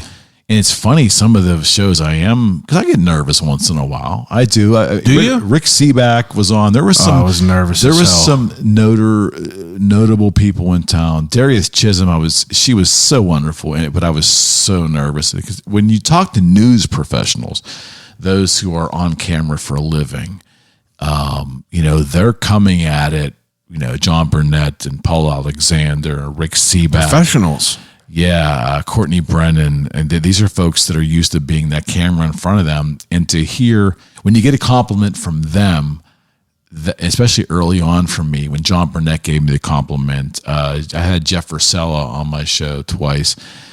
to get compliments from them that I look like a natural, I look like I'm very comfortable behind the mic. The best feeling in the world. A lot, and you can't tell your audience will understand how important that is to you, because you are getting validation from real pros, people that are very astute at what they do, well experienced, and oftentimes they went to school for this stuff, right? Yeah. So to get that is really important too. But I do get nervous. I mean, I won't tell you. I try, and if I'm not nervous, it's only because it's a reoccurring guest. I have some of those. Fred Kowalo is a guitar tech. He's also a stagehand in Pittsburgh here. Fred was a big help to me at Boogie Street. Fred works from Megadeth to Alice in Chains to Zakk Wylde to Ozzy Osbourne. He's worked with all the heavies, and he's a touring guitar technician for some of the world's greatest guitar players. He's a Pittsburgh resident, so he's off the road now because of COVID. So I've had Fred on multiple shows here. So Fred gives a great spin for our Four Friends series. Fred's part of our UFO series. I didn't mention that, but I do a UFO show. I saw it with the ufologist, Love James that. Krug, and two of my friends. They get some amazing response. People just seem, I love it personally, of course, and people generally seem to dig it. So, we just keep doing them. It's fun. But Fred Kowalo is an integral part of what I do here, and he's the yin to my yang. I'm the bald guy, and then there's Fred, same age, it's all this hair, and and just a touring musician, and the stories are incredible. So having him, he helps our reach, because the show is, I guess for the most part, we're Southwestern PA, but because Fred has worked for all these different bands and knows so many people in the industry, it's funny to look at the demographics of where that show reaches. Yeah. And you just see like the dots and spots are everywhere. Yeah, it's crazy. So it's just cool stuff. Those kind of recurring guests are, and I would tell you, I think it's healthy when you're doing a long form show with multiple shows per month. I think it's healthy to have reoccurring guests who can add to what you're creating. Mm-hmm. Whether it's specific topics like UFOs, or we're going to do rock and roll, but having Fred, it's been wonderful, because the Four Friends series on those shows, some of them he's been in on, and they're amazing. But just to have somebody that people seem to be familiar with, it helps you keep in line too. And I think there's something to be said for recurring guests. I know that's why Rogan does it. It's not because it's just easier to keep inviting the same people back. That isn't it at all. Yeah. I think if you click with certain people and you find them full of content and good conversation, I think there's nothing wrong with developing a show relationship with people like that. Rocco Koza is one of the town's best, in my opinion, business attorneys. And he is also he's done TED Talks. He's a motivational speaker. He's an author. He's well grounded. He's very well thought out, and he's an excellent conversationalist. Well, with everything that's been happening last year and so in current events, he's just a natural. Having someone like that as a recurring guest is an amazing thing to do. And then I mix Rocco with other unique people on the show. Tends to pull out different things. Have you thought about doing this with multiple guests? Yeah, I've had a couple where I've done multiple guests, but I tend to like having the one-on-one conversations. I do too. Because it's distracting, because if I'm asking you, let's say I have you here and Rick Seaback to the left, and I'm talking to you about you growing up and you going, what were you like in school? What did you focus on? And you say one answer, and I go to Rick and I say, Rick, what were you like? People are going to forget what the fuck you say. Okay, so you're right. A deep dive on an individual, you just nailed it. For most of my guests, if they're on a panel discussion with me, it's because they've been on before. Oh, so yeah, I've done the one-on-one with them. Yeah. Now we're on to bounce subjects around. I like that, though. You know what I mean? But yeah, that's a good idea. But to do a one-on-one, you really wouldn't want to have multiples. It's hard to do a one-on-one with multiple guests because it's distracting. It's distracting, but also for the listener too. You want that person to open up. Yeah, you want it to be there. Life. And instead of, I'm already tangential enough. But to have it with another factor in there is a lot. But I've done multiple guests like Mikey and Big Bob. Yeah. A couple other people who are they're creative they're just creatives. I call them creatives. They're the hounds. Yeah. They're two younger brothers two brothers they just do all kinds of shit. But I tend to have people on that have that relationship. Like Mikey and Big Bob have been together forever. They're basically, that makes sense. They know all about each other. Yeah. So you're usually it works. But if I was to have just two random people on and try to deep dive onto someone, but I have nothing against it. I have nothing against, I've had reoccurring guests on here. But I just try to keep finding different people just because, of course, how many shows do you do, one a week or more than one? I'm averaging, I'm averaging probably 2 a week now. 2 a week? Yeah. My goal was to do 3 a week, and I can do it. Yeah. Even with the practice right now. It's just, I have to be careful with logistics because I'm constantly on the go, and I got to manage. Now, I think when Natalie goes back to work here shortly, because she's been off because of the pandemic, when she goes back, and it'll free up some more time because I don't want to take too much time away from the family. Yeah, exactly. But I would like to do 3. I initially wanted to do 1, but the show has been so excellent. I do agree that, we were talking about multiple guests and panel how that, shows. Yeah, and how that kind of comes into play. I think that the entertainment of that is incredible, and I have a few people that I've had on here numerous times, and I love their opinions. I have a guy named Ryoga Ralph. He was like 350 pounds, lost all this weight, became, a lunatic yoga. He says, right on. He puts the OG in yoga, and he got me into hot yoga and everything like that. And it's just a more approachable way. Usually men think yoga is more of a feminine activity.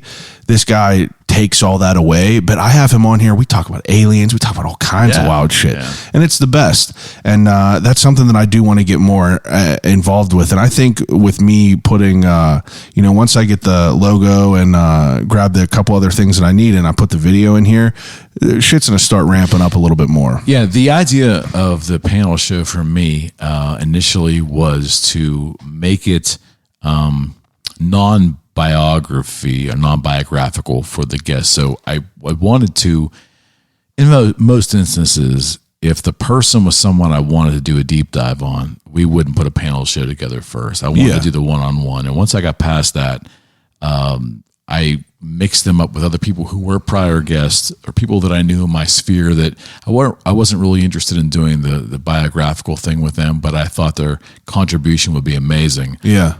And it's just worked. I mean, I did a recent show with the Thirsty Outdoorsman. That's Adam Milstead, the ex-MMA fighter, his partner Tyler, and then one of my schoolboy friends who is an avid hunter and fisher, Bill Kramer. We put the 3 of those guys together with a non-hunter and a non-fisher, me, and it was absolutely hysterical. I bet. And it was received just so damn well, which, like I said, I really don't care about that so much as I just, the good time I had and the fun I have reliving that episode and the fun that they got out of it was amazing. We're just going to do it again with those same 3 guys in 3 or 4 months from now because it just works. And this, I have something called the Boogie Street Squad.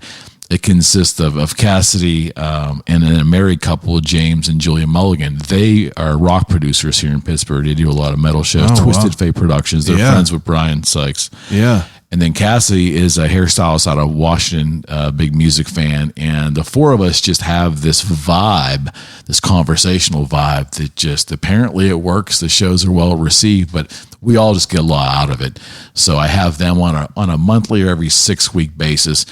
And you wonder, is anyone interested in this stuff? And, you're always curious. And it just seems like people get drawn into the personalities. Yeah. That's the benefit of reoccurring shows, reoccurring guests, is they do develop their own personality on the show. 100%.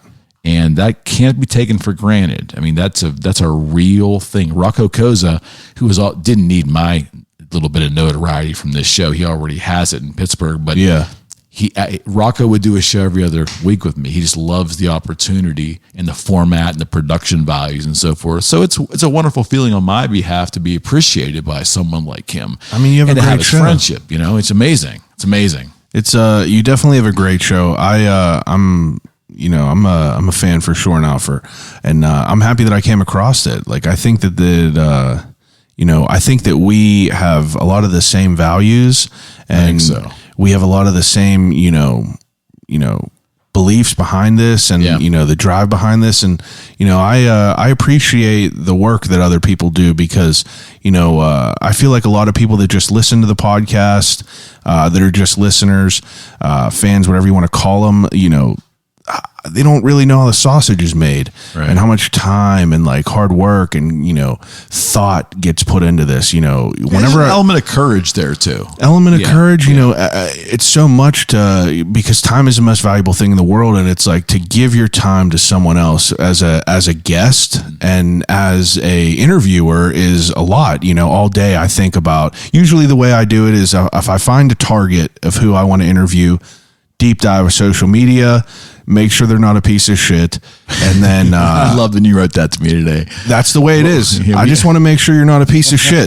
And then there's some people that I've thought about to have on here. Help me understand. So what's the clarification for piece of shit, so I understand what you're referring to? I don't know, dude. I honestly, a vibe, right? It's whatever you're feeling. Yeah. It is a vibe. If you're being a piece of shit, exactly. I rely on my judge of character, and I am so proud of my judge of character, and I have so much confidence in my judge of character. I'll know. I love that. I'll know. You just nailed exactly what I tried to explain to my friend Jim the other day. I have a gentleman coming in tomorrow. Again, we don't date the shows, but I'll just say that he is somebody that I admire from afar in regards to his uncanny work ethic. He's a Pittsburgh firefighter on top of being a boxer, on top of an insanely disciplined person when it comes to nutrition and workout. Yeah. He's just got one of the best reputations in the city, and he's a real Pittsburgher. So going to have him on, and we were talking, and he's like, Eric, you don't even know me. We know a lot of the same people, but you're reaching out to me to do this. No one gave me a heads up. You didn't send anybody looking for me. I said, no, I don't do it that way. It's a vibe. I send a video invite out. That's how I do. I use a software application that I use for my realtor practice called Bomb Video. I pay for it, but it's a wonderful way to send video messages to people. In real estate, it works great because you can get a one-way conversation going. If you have to tell a client some difficult information or intricate information, you can record a 2, 3, 5, 7 minute video, send it to them, and then talk to them afterwards if they have questions. Well, it also works great for sending invites.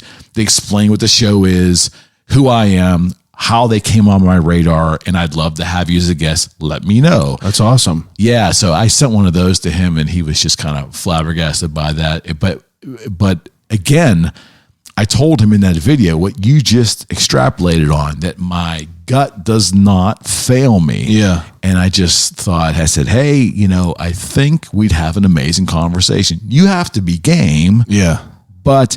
And I got some other people I've invited that they're bouncing it around. Yeah. I think once they watch the show, it helps a little because they see that we're legit. Yeah, legit. And that's a way to gauge someone nowadays. I mean, time is valuable. I want it to be worth my time. I could be sitting upstairs with my dog, fucking playing with my dog. Absolutely. I could hang out with my wife. I could be riding my bike. Don't waste my time. Yeah. It's precious. Yeah. But I definitely see us having multiple conversations, no doubt. Recurring guests. I do want to get to the ending segment because I don't know how long the ending segment will even take us. So the ending segment that I do with all my guests you is just wind me up, buddy. I just go. I love it. I'm the same way though. We could sit here and talk forever. Ending segment that I do with all my guests is an ending segment called Desert Island Questions. Right on.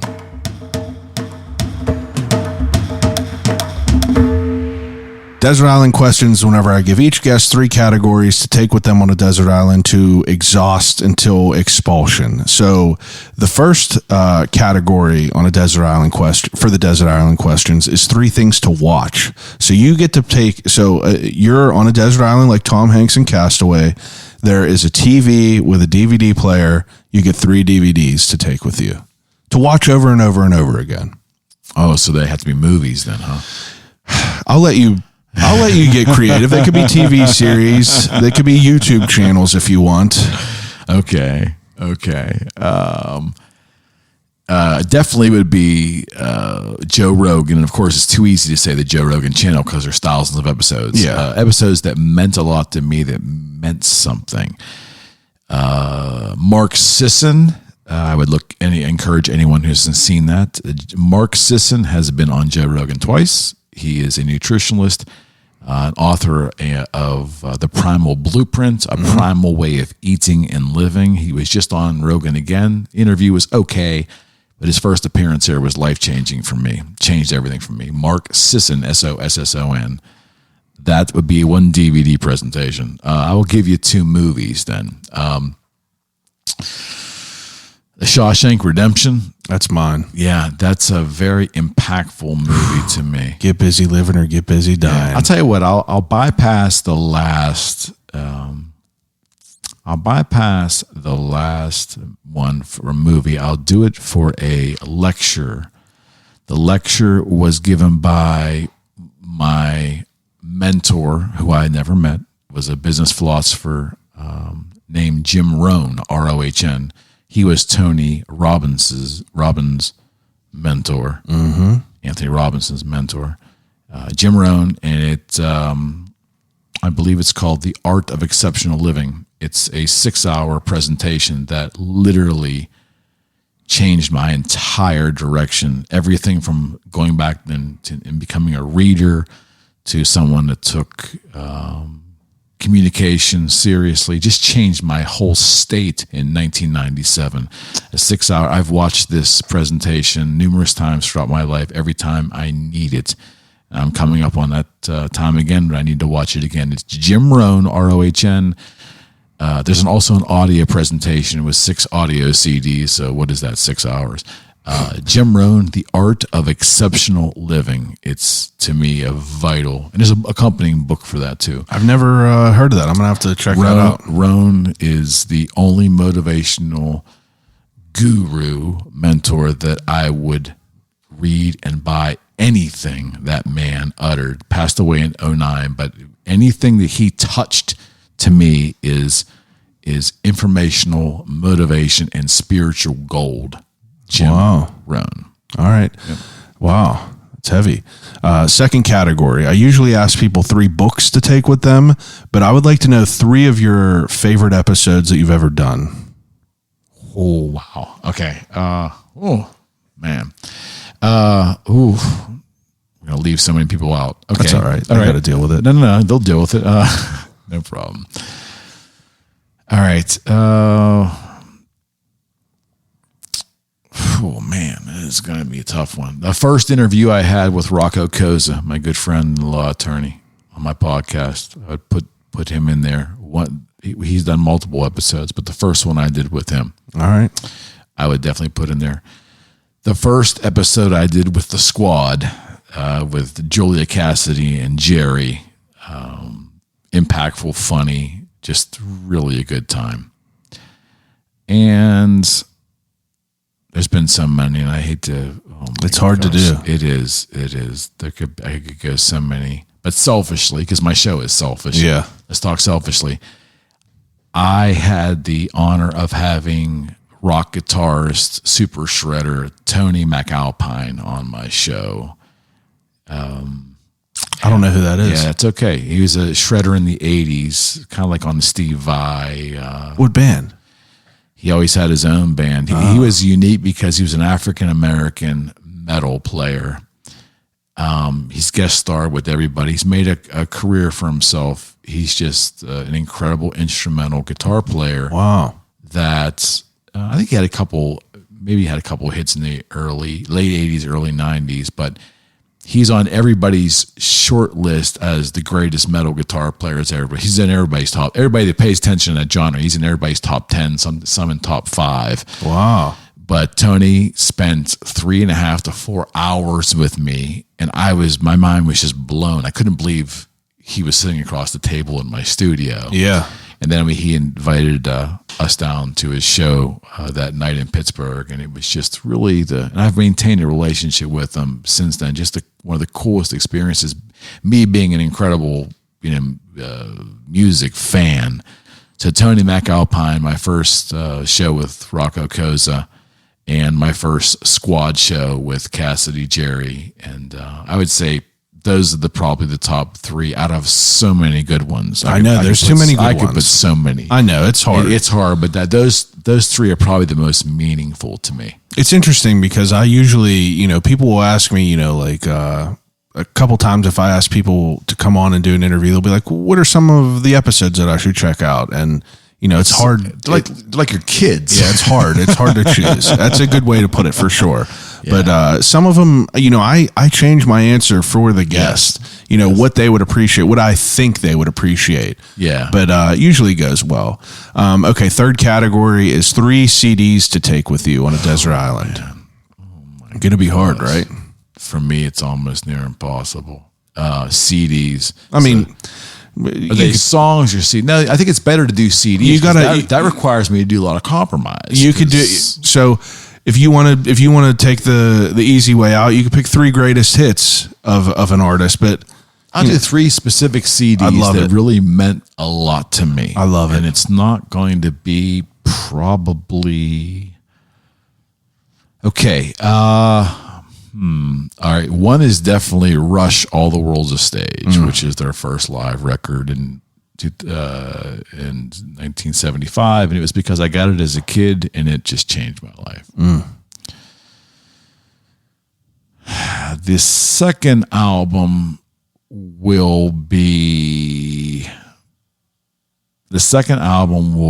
Kiss, and it will be Destroyer. I got it about the same time. And that set me on this crazy course of not only loving that band as well, being fascinated with the rock star who is Paul Stanley, but also introducing me to music that was my own after listening to my mother.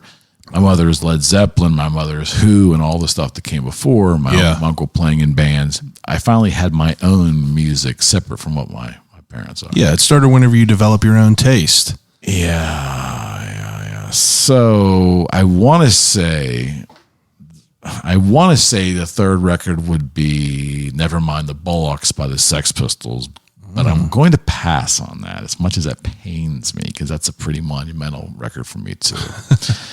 I'm going to go and say something odd that probably no one listening to this may know up front. It's a song. It's an album that came out in 1994 by 3 incredible jazz musicians, but are modern jazz. Al Di Meola, who I deem as the greatest living guitar player there is, jazz fusion guy. The greatest bass player I've ever heard, Stanley Clarke, and a jazz fusion violinist, John Lee Ponte. All 3 stand alone in their own genres. They came together for an acoustic record, which means there was an acoustic guitar, an acoustic bass, an acoustic a standard violin. The name of the CD is called "The Rite of Strings." Oh, wow. I like the name. This album was monumental to me. It came at a time that I was grieving over the loss of my brother. And for whatever quirky, funky, weird reason, I played it ad nauseum. And it was extremely therapeutic because I already was in love with these 3 collectively on their own.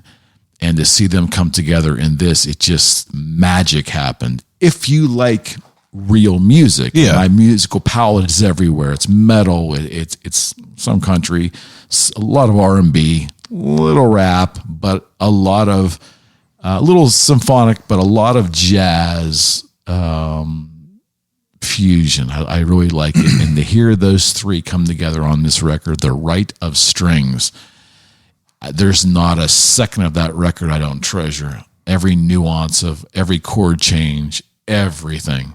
So that I could listen to that into perpetuity for the rest of my life. This is a sidebar, but have you saw the movie Soul? I have not. It's you should check it out. It's a Pixar movie. It's it sounds weird, but it's one of the most trippy, incredible movies that I've ever seen. It's about a jazz musician who I don't know how it's a fucking kids movie, but it's incredible. Absolutely worth watching. Soul. I gotta check that out. Soul. Yeah. Is that on? Like I can get that now? Yeah, it's on Disney Plus. If you have that, I'll check that out. It's incredible, especially if you're into music and jazz. Yeah. It's just like you could feel it. Like it's all about going into the place you go to whenever people slip into that, 20-minute long, solo. I don't know. It's incredible. Okay. Okay. So, third to last question. Okay. And, this is where I start judging people. This is the At least you're honest about it. This is the death row meal. So you get to pick whatever you want to eat from wherever you want, as much as you want. Oh man, don't have much of an appetite anymore. I should have asked me this a year ago. This is a death row meal. As much as I want, I could gorge myself. So you want the restaurant on what I'm eating, I'm guessing. Well, you could no. I want the meal. So you could pick any appetizer you want, any main dish you want, and any dessert you'd like. Wow. Okay. I want to go with beef, so I want a massive 24-ounce porterhouse, medium well, baked potato, open up with a nice Caesar salad. Wow, there you go. And I would say tiramisu for dessert. That's like one of the most common answers is a steak and a potato and a salad. But tiramisu, so underrated. Yeah, I think that would have finished. And then coffee. Yeah, You gotta have a coffee with it. Yeah. If you're gonna have a piece of tiramisu, that's an obvious given. Okay, so the second to last question. Yes. I usually had this thing called the Turner's Crate where I would get each guest that I would have them submit a question that someone would have to pick out, and it would be a random question, Right like if you could be an animal, what would it be? But I've since switched this because this is a very telling answer. If you were on your way to a road trip, you're on your way to vacation, you're about to get in that vibe, put in a good song. You stop at a gas station, you get to pick one snack. What would it be? Oh my God. One snack. Could be a sweet, could be a chip, could be a jerky, whatever you want. Although I wouldn't eat them now because of the sugar content, but man, Starbursts. You love a Starburst? I'm addicted to Starbursts. If I start eating them. What color? It's hard for me to eat the pink ones. I'm sorry, buddy. Oh, Strawberry ones are hard for me to go down. That's I would right. eat them.